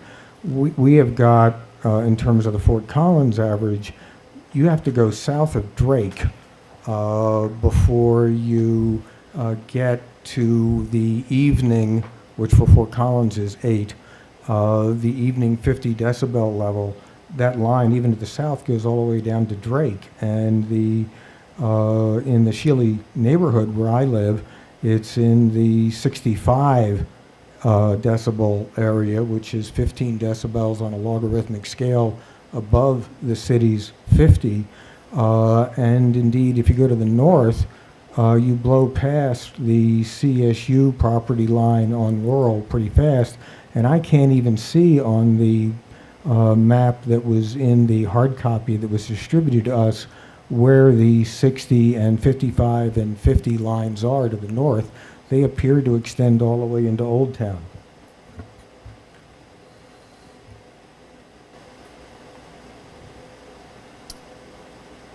Yes, I'm sorry. Is there a question or was that just a statement? I'm sorry. Well, the question was, why is the HUD comparison the right comparison when one of the reasons Fort Collins is such a desirable place to live is that it's not simply a national average city? Well, I think it's a comparative metric that we can use. Yes, Fort Collins does have a particular noise ordinance, which can be, I think, addressed separately. But I think it's simply to note that there is a HUD standard out there. We're within that HUD standard. Again, kind of the same comment about that I think Doug had. That's part of this committee also. If we need to overlay the Fort Collins DB standards as related and not use the HUD standards, we certainly can do that. Again, this is just the the first pass, if you will. That's kind of the point of the conversation, to have us present this information to you. So that was a good No, I comment. appreciate that, and this is a very, very professional and helpful report, and I don't mean to criticize it in that sense. It just seems to me that what this report does, more than anything else we've looked at in the times we've been meeting, is suggest that at least in the level of noise, we are talking about a character-altering effect on almost a 3/4 of a mile radius around the stadium. Algernon, I guess my question is based on what you've seen, the results of the report, and maybe it's in here further. Are there changes to the stadium that you can see that might be able to help this? So, for instance, I know Alan, you don't like the being able to see the back of the scoreboard, but making the scoreboard wider, and I mean, maybe it's not with all video, but maybe with rock accents or something, so that it not as much sound can escape, or those sorts of things. Yeah, kind of like, and I'll make a comment and then let Greg kind of get into the technical aspects of it. But the long and the short of it is, the more, like he had mentioned at the very beginning, the higher and more enclosed we can make the stadium, so it encapsulates the sound inside the stadium, the better we're going to be. But then we're fighting how high the stadium is as it relates to addressing the neighborhood. So there's a balance there of, we're talking sound and we're talking height, and height you're going to experience 365 days a year. Sound is going to be experienced obviously on game day. So there's that balance that we're trying to play with. I don't know if you want to add anything, Greg, to that. No, I think you covered that quite well. So I can understand why so far, I assume you're not going to have a discussion about celebratory cannon fire, but, and you're describing that as, I believe the term you use is incidental type noise, along with marching bands and things like that. But that's going to be a fact of life, I assume. I assume that the CSU football fans don't want to give up the cannon. So it's going to be something that the neighborhood is going to have to listen to. It's going to exceed that 65 decibel rating, I would assume. Right now we put up with, right now we have something similar to that one day a year, and that's 4th of July with fireworks, city fireworks. But it is going to be a fact of life for the neighborhood there. Doesn't matter whether it's a bad game for the Rams, where we don't have any or maybe one cannon, or they have a good game and we have 10 of them. It's still going to be disruptive to the neighbors. Yes, I understand that. Specific to the cannon, one problem that we have modeling something like that is we don't have relevant sound levels. We don't know how loud it is, so I don't have anything to put into a model to try to show you what the results would be. Well, I'm not a sound scientist, but I think most anybody knows the cannon is pretty damn loud. Yes, I can imagine. And that's absolutely right. I don't disagree that those will be audible out in the community. We at this point do not have levels to provide to you to show you how loud we expect them to be, but I don't think there's any doubt that they would be audible to certain neighborhoods. The point is that I don't think many people, certainly anybody in the Shealy neighborhood, hears cannons during games at the present location, and that they certainly will be at the new location. Yes, ma'am. I'm curious, with the other studies that you've done, what's your confidence or accuracy level in these numbers based on similar factors? Yes, we have high confidence in the levels. Now, that does not mean that they do not fluctuate up and down a little bit, but it's not substantial. It's not 10 dB, twice as loud type of differences. So throw out a percent. You're 60% confident? I'm a numbers person. 60% confident, 75 that these are accurate? 95% confident that we're going to be within these levels the majority of the time. Okay, thank you. Do you happen to have any idea? Dr. Lamborn mentioned the Bronco games, and I am one of those shameful people that leave early. And it's amazing how much less noisy it is outside the stadium, remarkably. Do you have any idea what the decibel levels are at the outside of Mile High? you know, peak At average? Mile High? Yeah, Mile High Stadium. I don't have measurements from that Some of stadium. it's just because of the barrage you get when you're in the game, but it's unbelievable to me how quiet it is when you leave the game early and you walk on the way back to the parking lot, even close by. How much? And I assume that's a distributed system down there. I would guess. What is that? A distributed system down there? It's remarkable how quiet it is. There's no cannons, but how quiet it is. But along those lines, isn't the Broncos Stadium a totally enclosed stadium? Not to the south. Okay. I just want to make a comment on the cannon real quick, because before the cannon there was a bell, right? So the cannon, I mean, I love the cannon as much as anybody, but you know, I don't think that the cannon will definitely stay is necessarily something. I mean, I think we'd like to have a the vote. cannon, How but- many of us care? Yeah. I wouldn't be. I'd be fine without it. Just a quick follow-up. I'm willing to stipulate that your numbers are right, okay? But when I look at your numbers having stipulated that they're right, and the scope of them, even with a very, very high-end distributed system, I'm seeing a neighborhood for whom the character will be substantially altered. Particularly given the fact that in Colorado, the goal is not to stay hermetically sealed within one's house. The goal is to have windows open. The goal is to be outside in the yard and elsewhere. And when you look at these numbers, what you're seeing is numbers that are in excess of the city code all the way through the surrounding neighborhoods as far as the eye can see.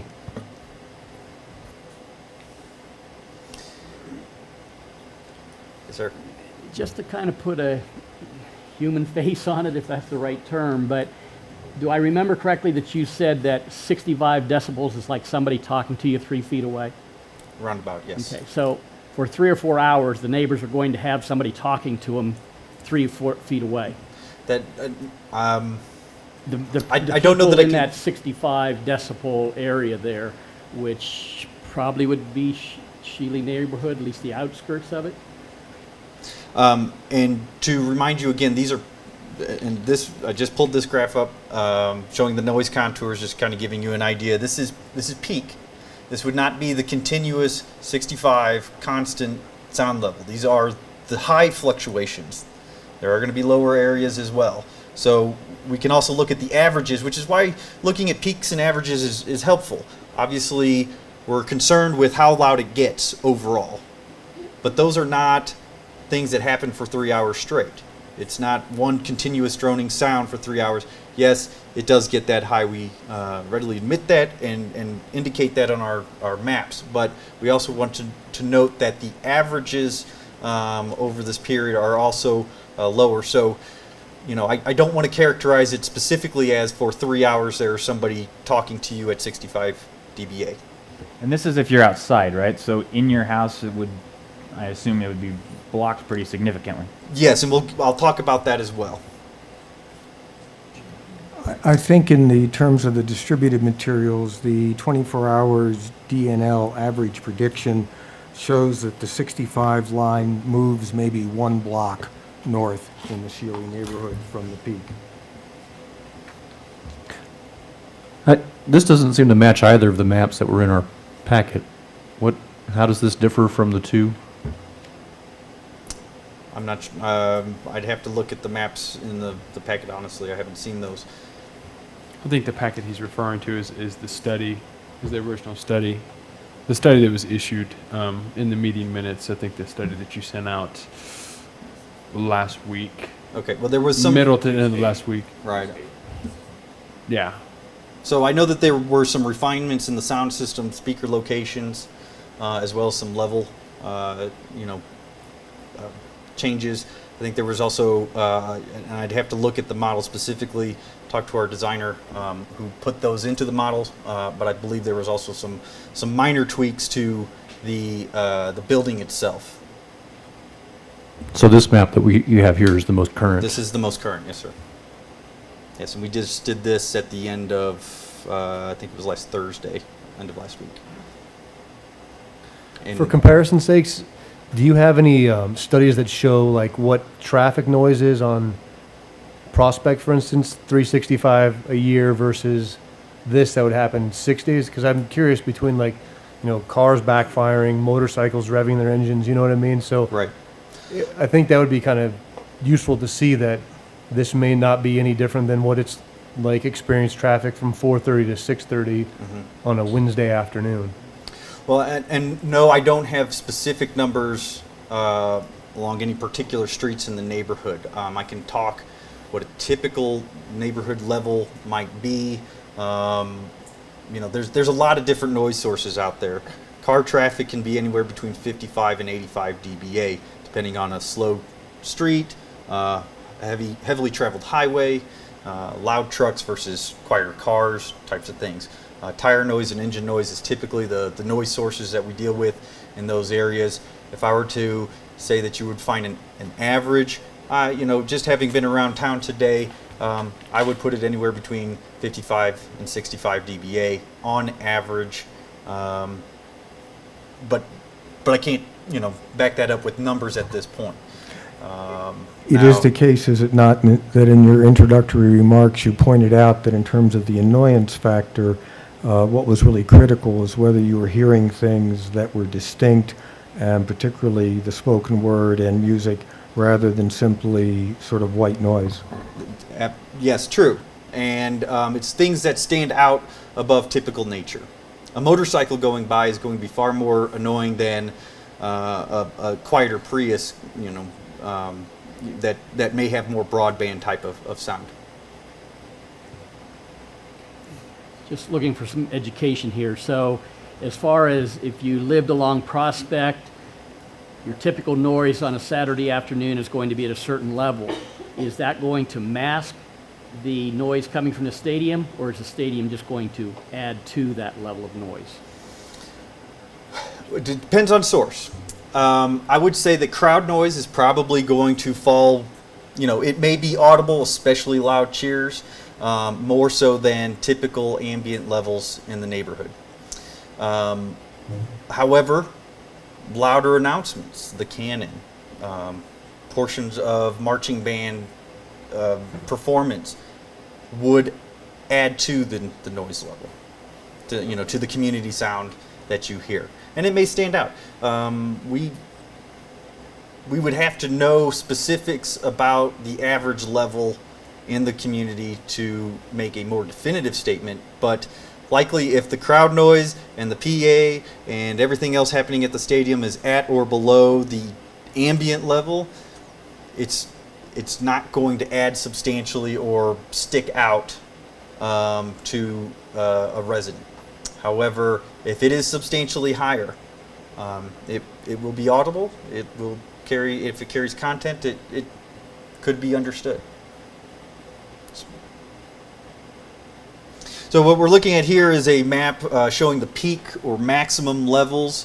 Again, we're using the distributed sound system at a football game. This would be the worst case scenario for the distributed sound system.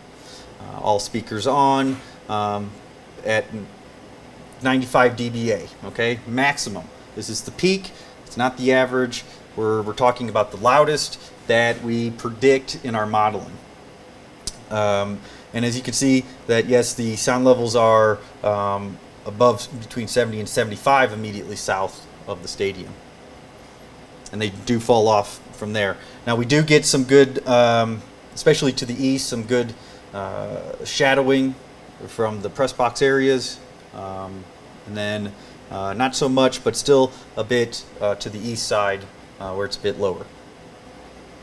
But by the time we get to residential areas, just distance-wise, we've fallen substantially down to 60, 65-ish dBA. Now, again, looking at the daily average, so this takes into account a 4-hour period where sound is substantially higher in the stadium. For our modeling, we've used 2 hours at 85 dBA and 2 hours at 95 dBA. Okay, that's an assumption that we had to make. We can adjust those numbers if we need to, but it's probably not going to make substantial differences unless we make longer time periods. So that was our assumption, and you can see the loudest levels again are directly south of the stadium, just 65, give or take, and falling off. So there. can I understand this? This is the sound intensity integrated over the entire 24-hour period based on a 4-hour. Is that what that is? That is correct. Yes. Okay. In other words, this takes all the sound that happens at 4 hours and spreads it out over the entire 24-hour period. This doesn't actually represent what you hear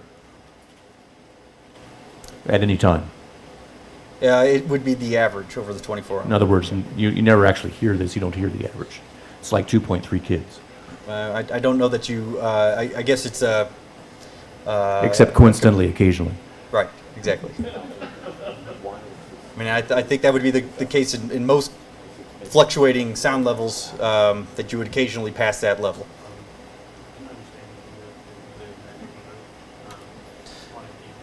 Okay, so we also wanted to look at these sound levels and try to predict what happens in a typical residence. Again, we're making assumptions on the residence, what types of windows you have, what type of siding, roofing, what's inside your house, how much absorption's in a particular room, how much of that room is exposed to the exterior, so on and so forth. We don't pretend that this is an absolute, but it is a projection of what we could expect on average at the interior. Now, given the types of houses and the vintage, we're assuming it's about a 22 dBA reduction from the exterior to the interior of the building. Some houses may be better than that. Some houses may not be quite as good. Some rooms even within a house may have slightly different noise reductions. So keeping that in mind, we're giving a projection on what the average might be, and we're finding that to the south, at peak levels, we could see levels as high as 50 to 53 dBA inside of a residence. When you said that inside a house is typically 50 to 55 anyway, so are you saying that you essentially won't hear it inside a house? I'm not saying that you won't. I'm saying that it is similar to the sound level of an average house. I can't say what happens at a particular house. If it's really quiet, it may be more audible. Another way to put it is that it will be as if the stadium is in your house. It'll be the same level as the people who are living there. I mean, if it's the same level as the noise in your house. Where would you estimate this air conditioner noise on average in this room is? Come again? The air conditioner noise. That, it's hard to say specifically. Now, this is a high frequency sound. I would guess in the 45 to 50 dBA range. In other words, that's the level of noise you're talking about. Higher than this, maybe twice as high as this. Peak levels, yes. To the east and west, we're predicting lower levels, about 43 dBA or less, and on average in the 43 dBA range.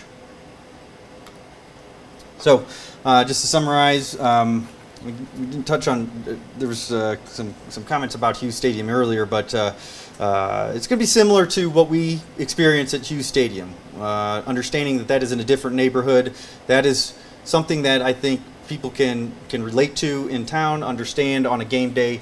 We're not predicting it to be any louder than what Hughes Stadium is now, and it could potentially be slightly less intrusive given the distributed sound system as opposed to what Hughes uses, which is the point or end zone type of system.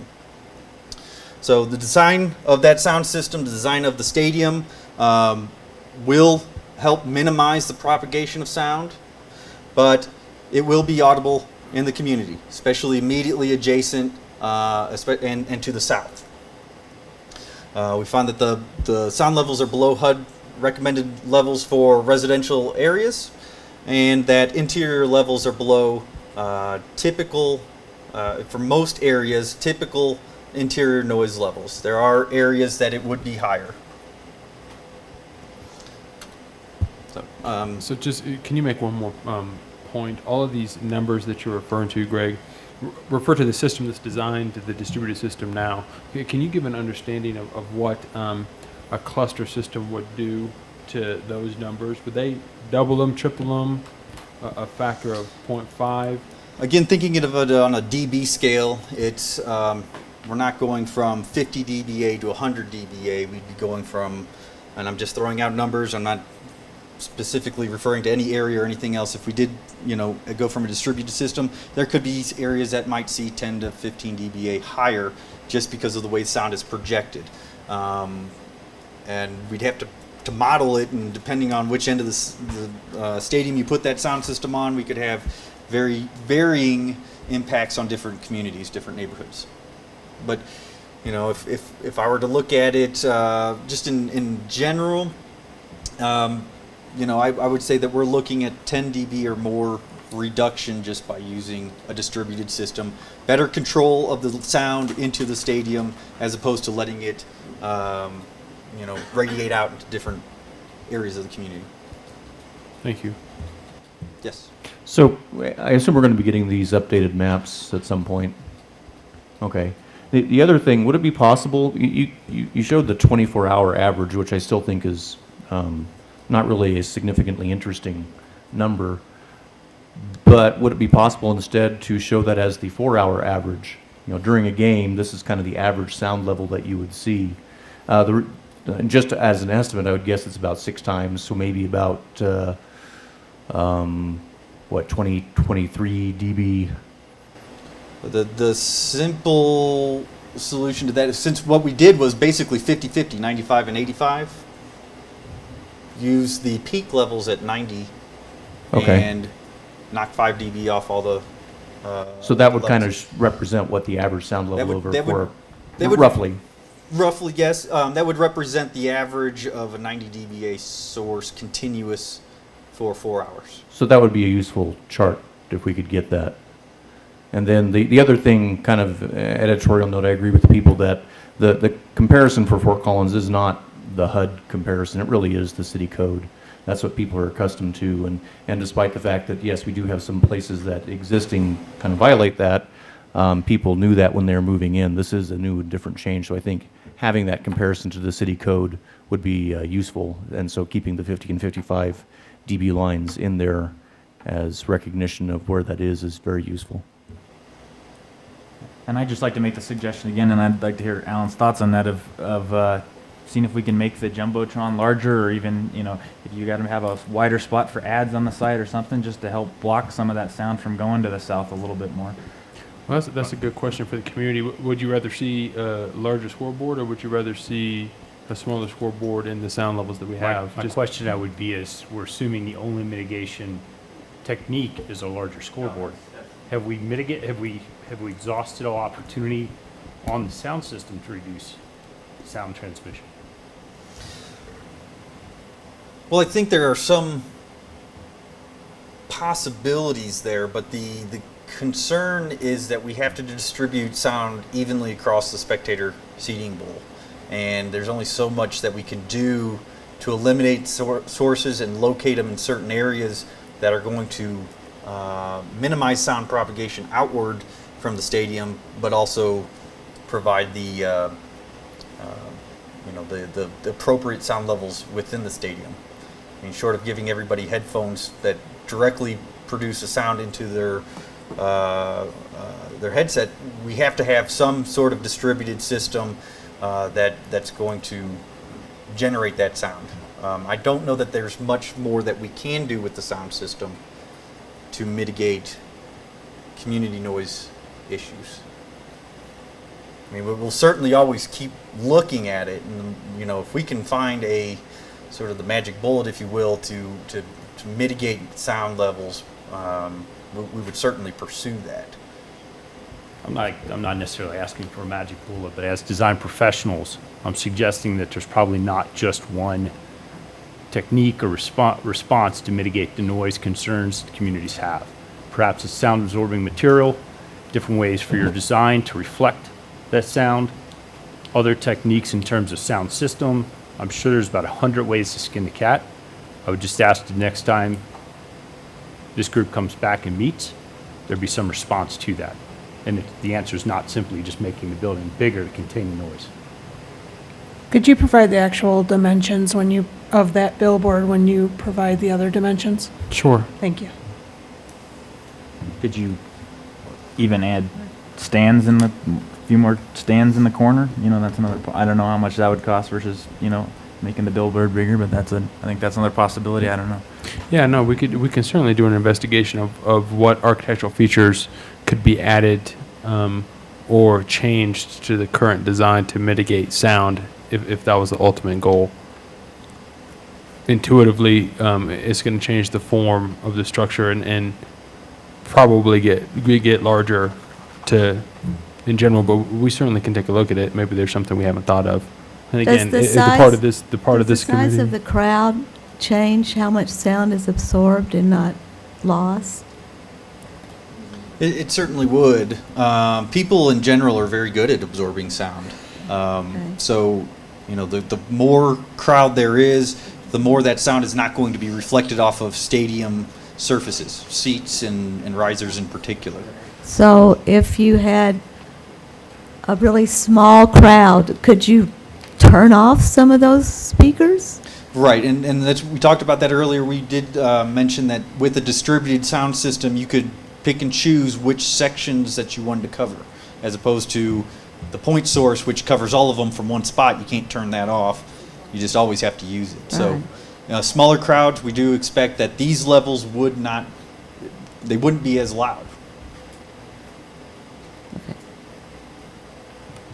But with football games, you can't really control where the people sit too much, right? I mean, if you have a 36,000 capacity seat stadium and you've got a crowd of 18,000, you're going to have some people in the upper deck, so you still have to have sound going to them, correct?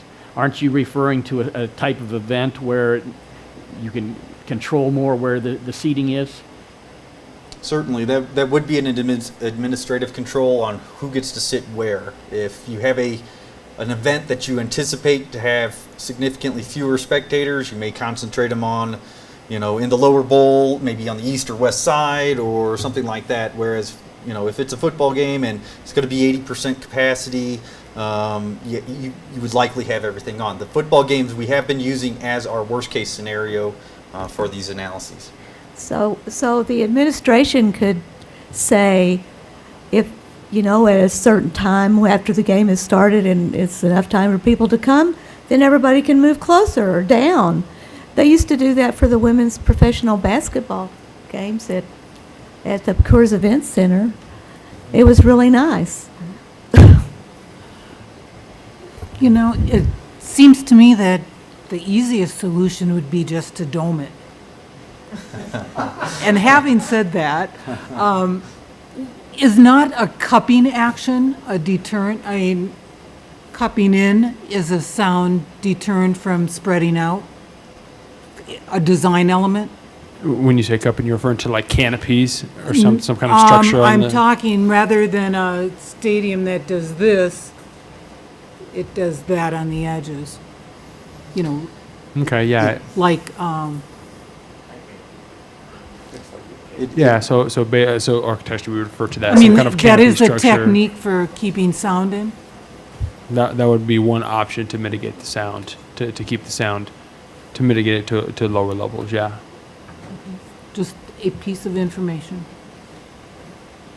Although I do like the dome idea. Well, I think everybody does. Okay, well, I'm Scott Gerard. I am the lighting designer on the project. Our firm, just to kind of give a quick second on this, our firm is an expert in sports lighting design and has designed over 20 collegiate facilities. And notably in the area, it's Coors Field and in Sports Authority that we've done the sports lighting for. So just tell you a little bit about our background. The focus of our report was to look at the kind of the physical effects of the lighting on the surrounding neighborhoods, with the requirement really to, in no event shall the lighting associated with the stadium adversely affect the operation of motor vehicles or in the neighborhood itself.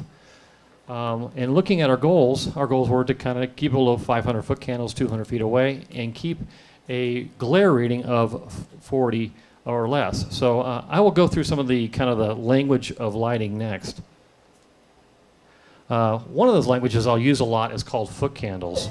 And that's the amount of lumens in 1 square foot. As a comparison, similar to what Greg did on the noise, a full moon has a foot candle rating of about 0.01 to 0.1. A parking lot is typically lit between 1 and 2. Street lighting and pedestrian lighting is between 0.25 and 1. The office and classroom is between 40 and 70. And an example of this area here, we have about 50-foot candles. A collegiate stadium and the field itself is usually between 125 and 200. And sunlight is usually between 3,000 and 5,000. I've got 6 things at least lighting language we need to kind of remember. One was foot candles. The other is horizontal light. And horizontal light is taken from a meter when you're laying it this way and it's looking at the light coming down on it. Vertical lighting is one where you're looking at the lighting coming at you at this direction, typically used for cameras in terms of measuring light. The other is kind of what the report is really, the two are about what the report's about. That's spill lighting, and that's usually measured as from a light source, and it's really putting light where it's not intended to be, or it's undesirable. And then glare is a discomforting type of light that it's usually excessive and bright compared to the surroundings. And if you look over to the right-hand side, you'll see a rating. Where I said 40, you can see it's just between just admissible and noticeable. Usually that's where we try to end up with most stadiums and most traffic areas, is that you want to stay right around 30 or 40. The design criteria that we had, I told you, is 5-foot candles 200 feet away. Typically, you want to get that down to 0.1, as close as proximity to the property line.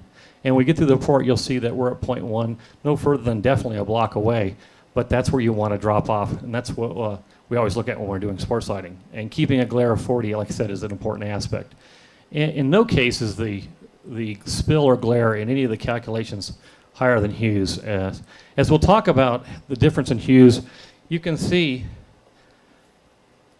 that it has a kind of what we call this fly swatter. They're big poles, and the 6 poles are different than the distribution we're going to have for the new CSU stadium.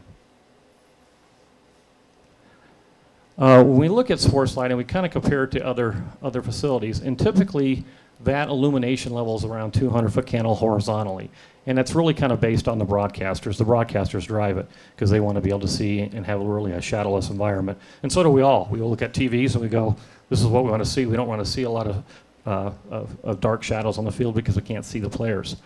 When we have also the design criteria we looked at is make sure our fixture is as efficient as possible. Typically, fixtures are around 30%, and the ones we're looking at on this project are more like 50%. So what does that mean? The area of yellow here is the area that we want the light, and that's where 50% of the light is generally hitting. The other 50% kind of escapes out to more of the spill lighting, and then the other is called this glare zone. And so that's what we're trying to minimize, is maximize this area and minimize this area. So this is a different metric than electrical efficiency of the light itself. Yeah, it's that matrix. And one of the bigger issues in most sports lighting designs, because of trying to keep light spillage down, is these glare shields. So the light's way back here, but by cutting it off, the light stays down versus going up. And this is an example. So this is the new technology where the light, as I said, goes down and focuses towards where you're trying to light. Where the older technology that you have a lot of times is this. So that's this, and this is what we're proposing on. I was talking about the array versus the kind of the fly swatter. Of course, this is this fly swatter kind of approach. You get these big, bold statements of light, where this is more subtle and more softer, and it gives you a better distribution of light and causes less light pollution and glare for that matter. When we went around, we kind of collected 23 points. And these were just points that we thought were of interest. And if you look at the report, you're going to find these points and where we've kind of evaluated them. And I say, look, if you look at them, most of them are in the neighborhood areas, and that's kind of where our focus was. When we collected all the points and did a computer analysis of it, we kind of ran the model with the architecture, and you could kind of see where the yellow is the 0.1 that we're trying to keep it down to. So you can kind of see where it bleeds out, and most of it is definitely bleeding out to the north, and not a lot's bleeding out to the south because of the scoreboard.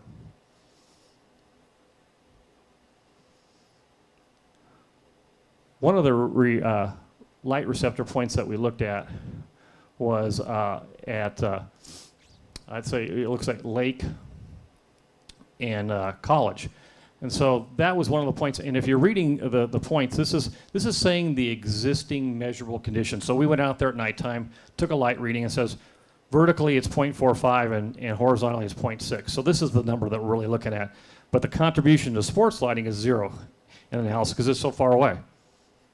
Quick question, even though this is 0 and therefore doesn't matter when we get to a non-zero thing, I couldn't figure out whether or not one was supposed to add the calculated field lighting contribution to the current measured conditions, or, I mean, obviously they're not in the current measured conditions because they haven't happened yet, but would you tell us what we're supposed to do when we actually have a non-zero value under the vertical illuminance and the horizontal illuminance, what we're supposed to do in order to combine, or maybe we're not supposed to combine that with the measured conditions?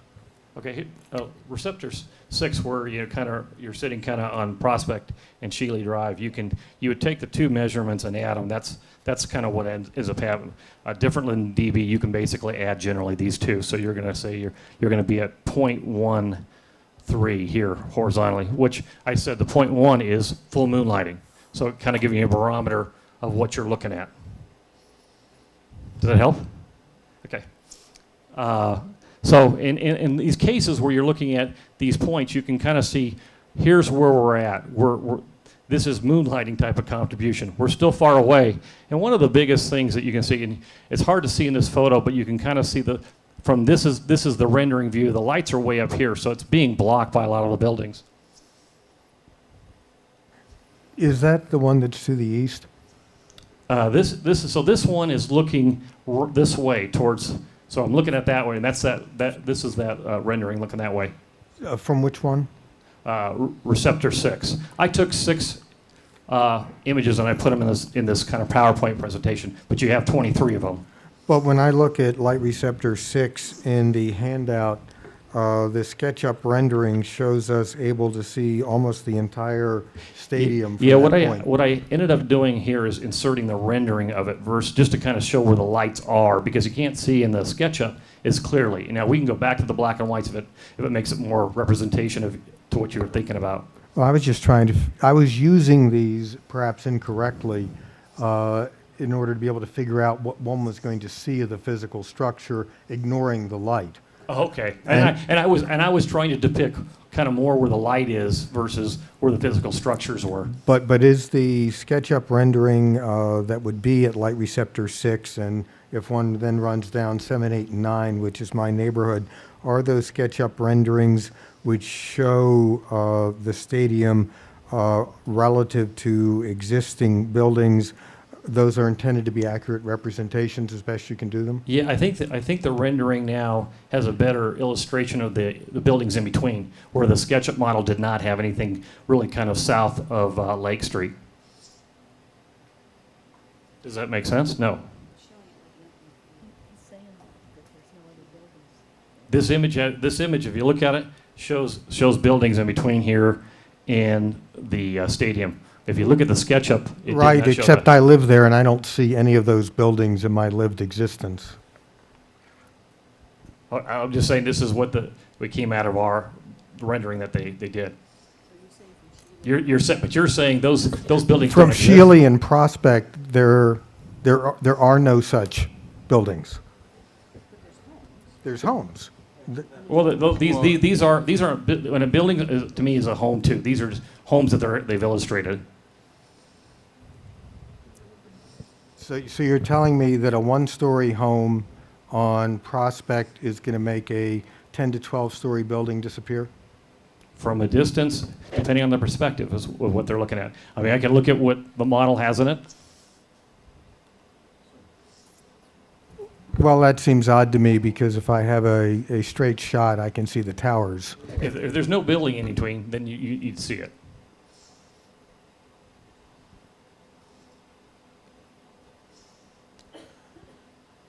Okay, this rendering here, when you look at it, it's Picken and Wickham, and this is looking to the south. And again, when we look at these values, as you can see, and we showed you the spill lightage, it was spilling out towards the north. So this area is actually getting hit higher when we had that spillage count, which is what this calculation is actually still showing. And this is kind of the image. Here's the image of the light bank sitting there.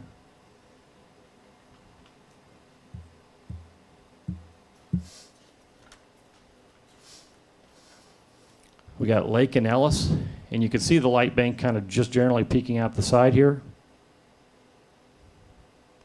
And the values that we're seeing there is 0.04 foot candles. And the biggest reason for that is the building's blocking a good portion of the light, and so it's blocked off from getting down and hitting any of the space.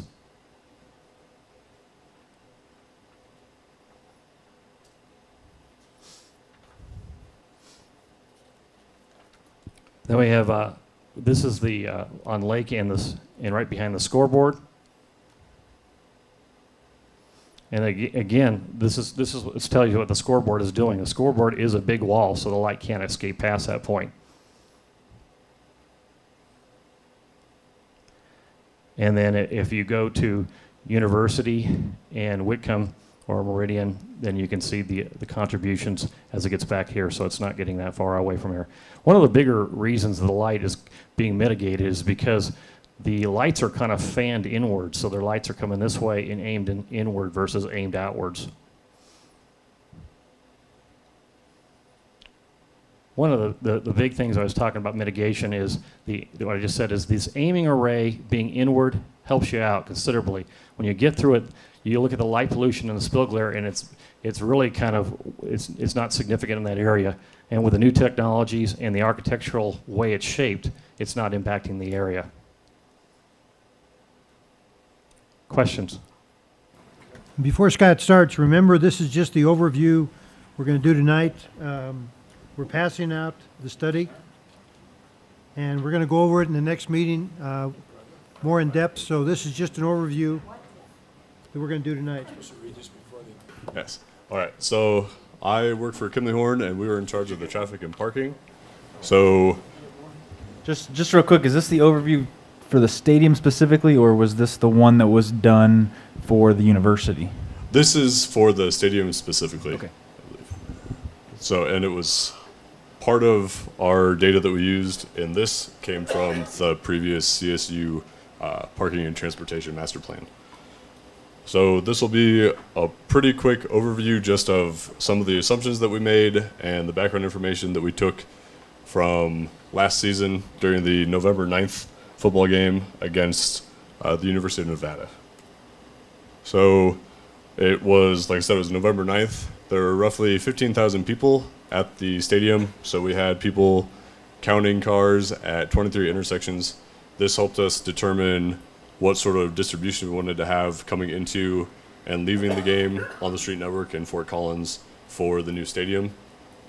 And some of the key numbers that we had for the 5 hours before the game between 9 and 1:45, there were 4,090 vehicles. There were 256 vehicles in the parking lot before that, so there was a total of 4,346 vehicles in the parking lots for the game with 15,000 in attendance. The peak hour, so the peak hour is the hour before the game that had the most cars. So you take data in 15-minute increments, and the 4 50-minute increments add up to an hour, and whatever 4 50 minutes that are continuous, that's your peak hour.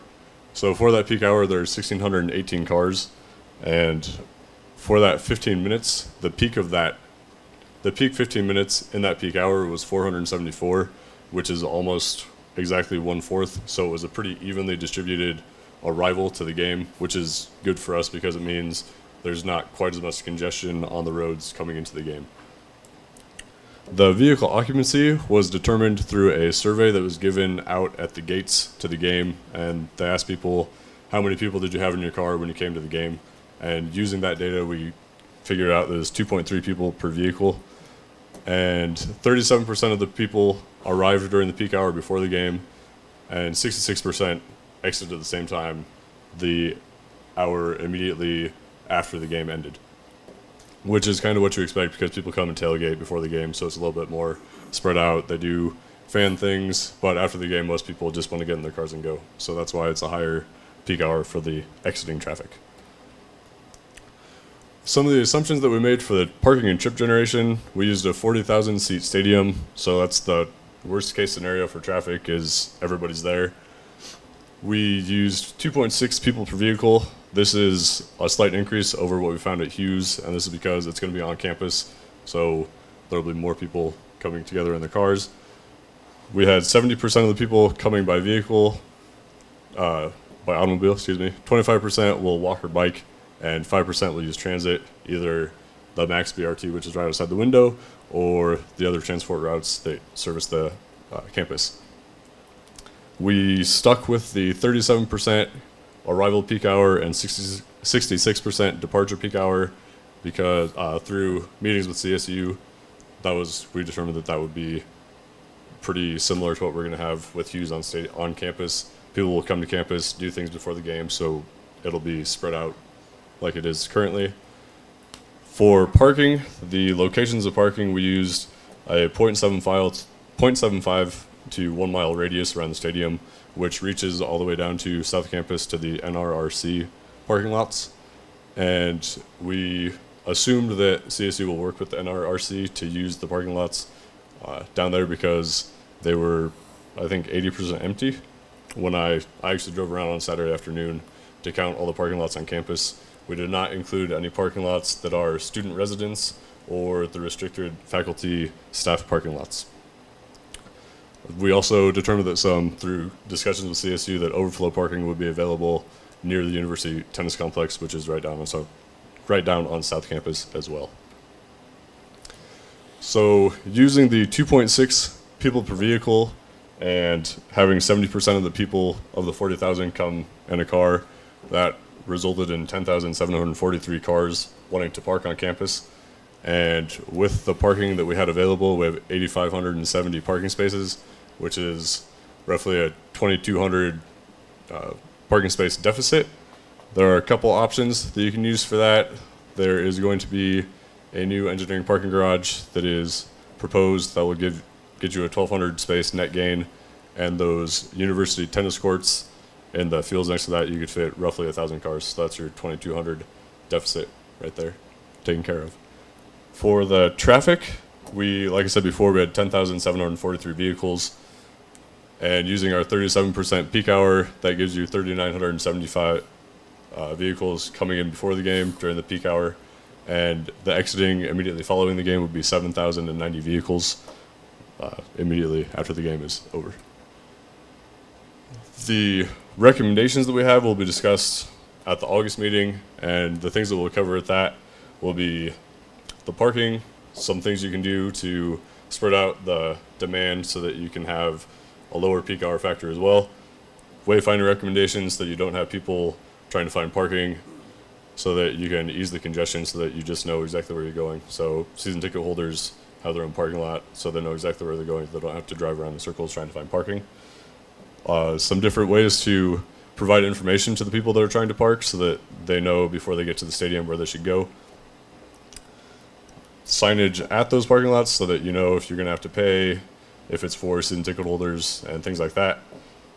For the traffic, we studied 39 intersections. That was in the Fort Collins area as well as the main campus and South Campus area surrounding intersections. So we tried to get from I-25 into the campus and then also around campus as well, so that we could get the big picture of what was happening as well as the fine picture of what's happening around the stadium. We looked at some special event timing as well as intersections that will need police officer control either before the game, after the game, or both.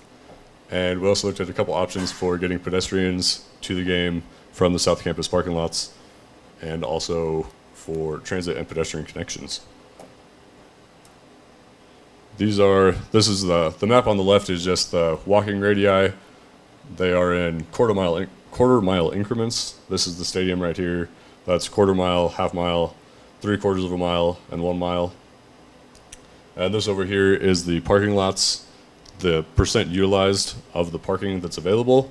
This takes into account not only event parking, but also the parking that's needed for regular activities on CSU campus. So people that are at the library studying or people that are in the residence halls that are just parked there because that's where they live. And that is the end of my presentation. Are there any questions? I'm assuming that, because you talk really fast and you're more than 3 feet away from me, so no.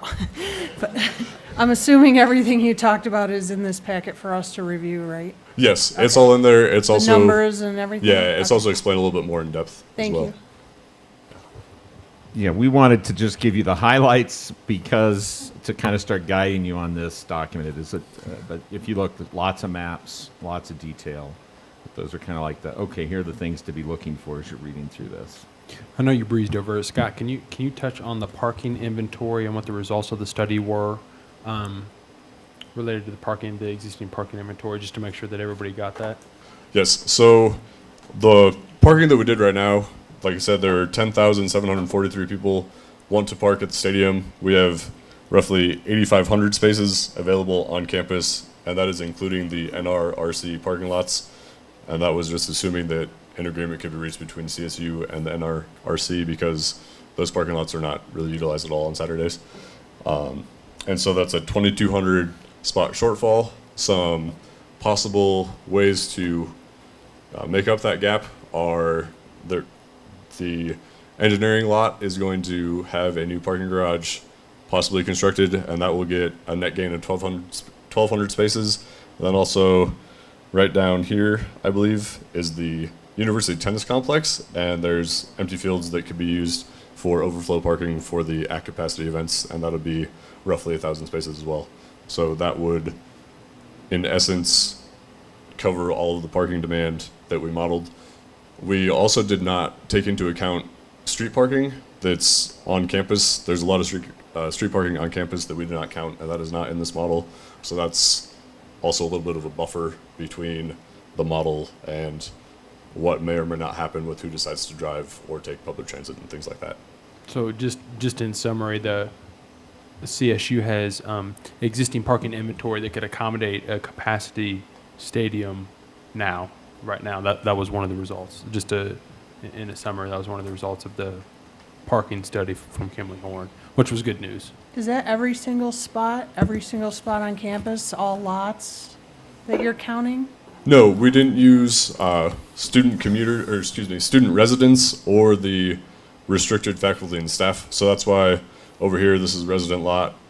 Some of these ones that aren't red are the lots that were not used for the event because they are used by the students that actually live there. So we gave precedence to the students that have parking permits that live on campus. So when you say restricted faculty and staff, is that A and Z lots? That is, I believe so. I don't remember off the top of my head what we used. We just went according to the parking map from Okay. CSU All right. with those listed on there. I had a question for Fred. The proposed parking structures, how many net gain would that add as far as additional parking spaces? Ben, there is parking structures indicated in our master plan. There's 6 to 7 of them total. It doesn't mean that all those are going to be built. There's going to be built as needed. We're, as referenced, we're undergoing a program plan to see if a parking structure in the engineering parking lot is feasible. If it is, that seems like a worthy thing for the university to do, because we have our greatest deficit of parking on the north side of campus on an ongoing basis. We're also looking at parking structures, have program plans for parking structures in the Bay Farm area between the NRRC and the Hilton. We have structures along College Avenue and others, but what is seems most likely today is additional parking capacity by the tennis courts and in the engineering parking lot, and that's represented here. There's about a potential of 900 to 1,000 parking spaces by the tennis courts. There's a potential of upwards to 1,200 spaces additional in the engineering parking lot. Scott, while you're doing your suggestions, are there, I'm thinking 2014 here, are there websites and apps and that kind of thing that you can suggest as well that might help with traffic flows and people identifying open parking lots and that sort of thing as part of this as well? Just off the top of my head, one of the suggestions that I thought of was having the parking staff using Twitter, and you can check Twitter once a certain parking lot is full. You just say, post it on Twitter. Everybody knows that's full. That doesn't work for the people that don't use Twitter, obviously, or social media. So there needs to be other ways to get that information out as well. But Twitter would obviously be the easiest and quickest. There are other parking apps that people can use that would require. We suggested those actually in the parking and transportation master plan, and so trying to get those all merged together is the. I would hope we're not doing anything to encourage people to use their mobile phone visually while they're driving. Well, that's what the 2.6 people per car is for.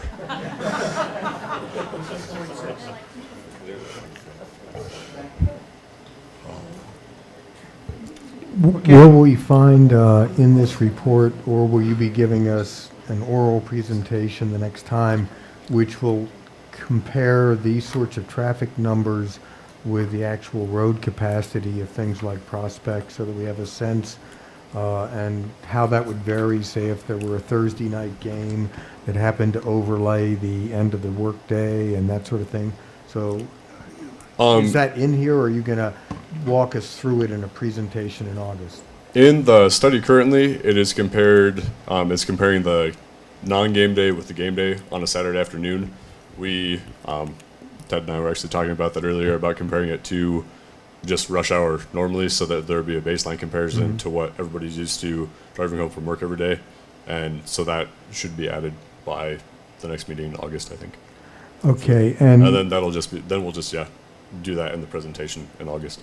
Okay, and two quick additional questions with an eye towards August. One is, do you have a sense whether or not moving the location of the stadium from the foothills to the main campus alters the degree to which you can use Harmony and Mulberry to get folks into the stadium and then, of course, down Overland Trail to the stadium, versus how much things are likely to funnel in a more congested way if the destination is in the heart of the city rather than in the foothills. And related to that, have you had a chance to have discussions, or will you by August have a chance to have discussions with appropriate people within the city to have a sense of where, if anywhere, one-way peak traffic periods would have to handle on Prospect? Because one of the issues for the Shealy Drive neighborhood is the only way to get in and out of that neighborhood is on Prospect. And so if it were to turn out to be the case that peak traffic periods required one-way traffic management, it would be very helpful for people to have a guesstimate as to where that might be. As of right now, with the results that we found doing our traffic simulations, we did not find any need to make Prospect one way. And to answer your question earlier, having the stadium more centralized in the city should theoretically make it less of a bottleneck to get all the way out to Hughes as it is right now. And so that is shown in our distribution, which is on our distribution figures in the report as well. So, yeah. Are you looking at tailgating requirements at all? You know, certainly the types of vehicles are not just going to be cars, going to be different than that. The cars that do come, or trucks, I would assume, are going to have more than just one parking place required at tailgating? That is, we did actually discuss that with the athletic department. They had not. It's kind of up to them what lots they decide are going to be. Well, the athletic department and CSU in general to decide if they're going to have tailgating on campus, where it's going to be. And so we couldn't really do that in our study because it hasn't been decided yet. So mostly the streets right now can handle the RVs. There's RVs that get on campus right now, and where the actual locations of the tailgating lots are going to be, I can't say. I have no idea. That hasn't been decided yet. But that would have a definite effect, wouldn't it, on parking requirements? It would have an effect on, to an extent, but it's still, the way that we do our traffic study, that's still a vehicle that's been accounted for. There are no routes that I can think of off the top of my head on campus where an RV can't get to right now. And so when I did my parking study, or when I counted the parking lots, there were RVs parked in the lot right next to the stadium, or right next to the proposed stadium location on that day. So most of those locations I think would be fine. Now, you seem to be addressing the issue of accessibility by large vehicles. I'm talking about the spaces required for those vehicles. Okay, I gotcha. We did not really look at that, no. That is just taken into account the 2.7 people per vehicle. Same question, though. They are going to require more. I would say like 2.7 vehicles are going to be required for a RV or something, in that area. Yes, they would.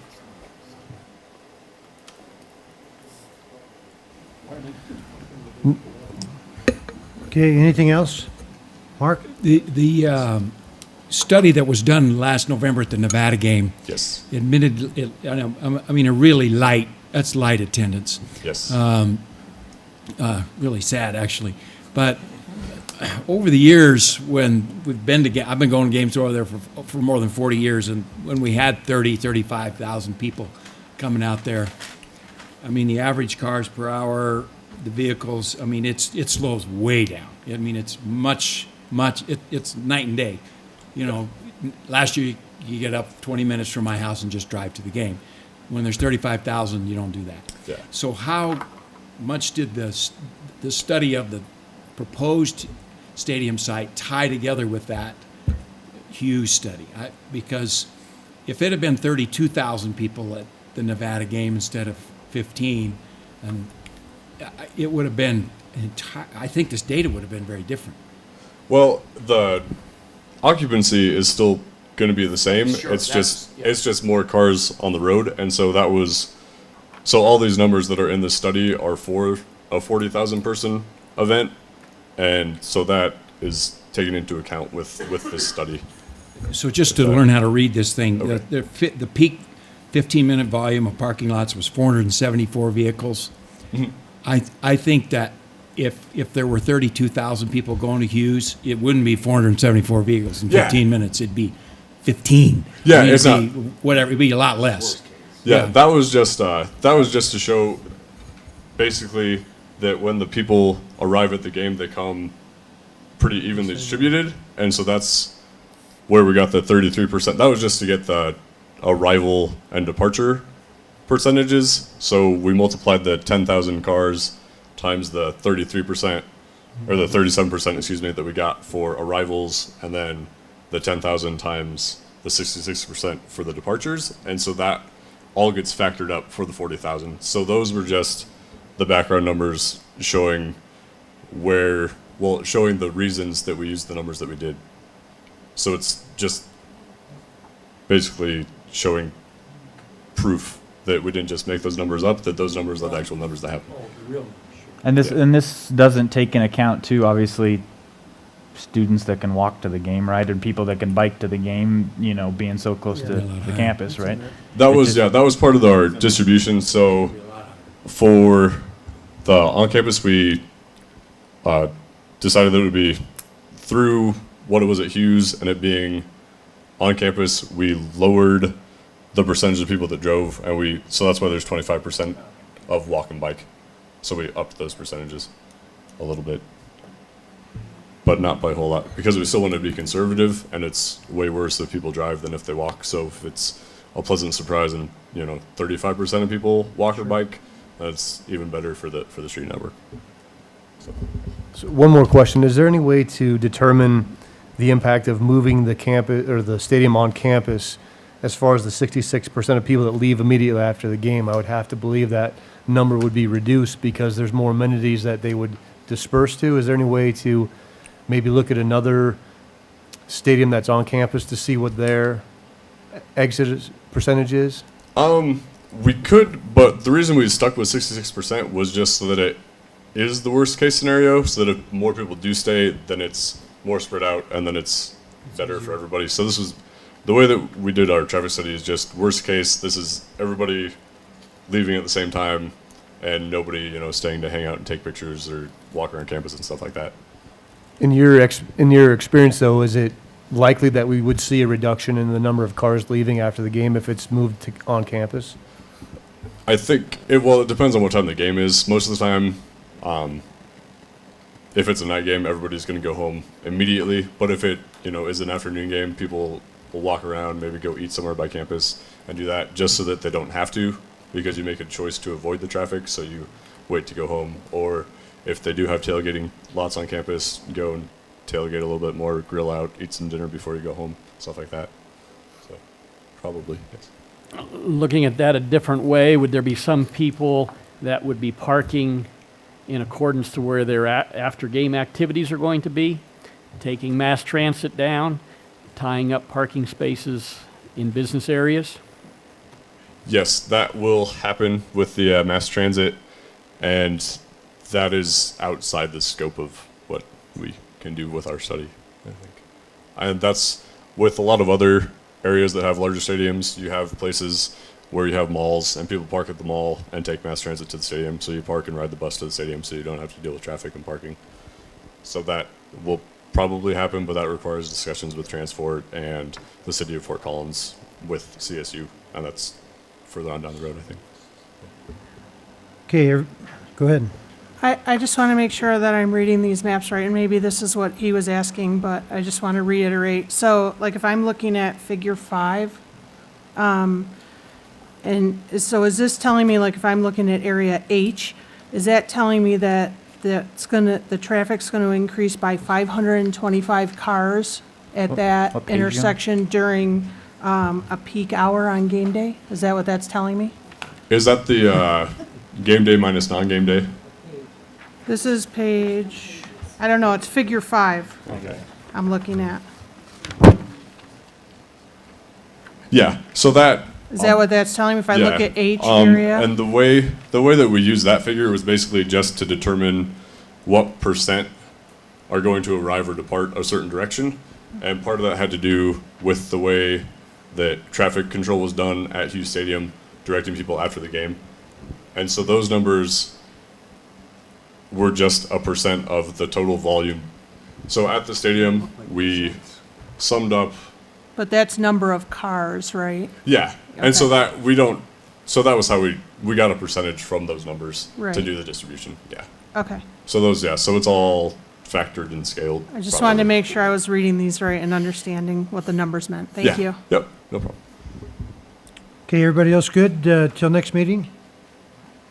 Okay, thank you for the presentation. Thank you. Any other items? I have just...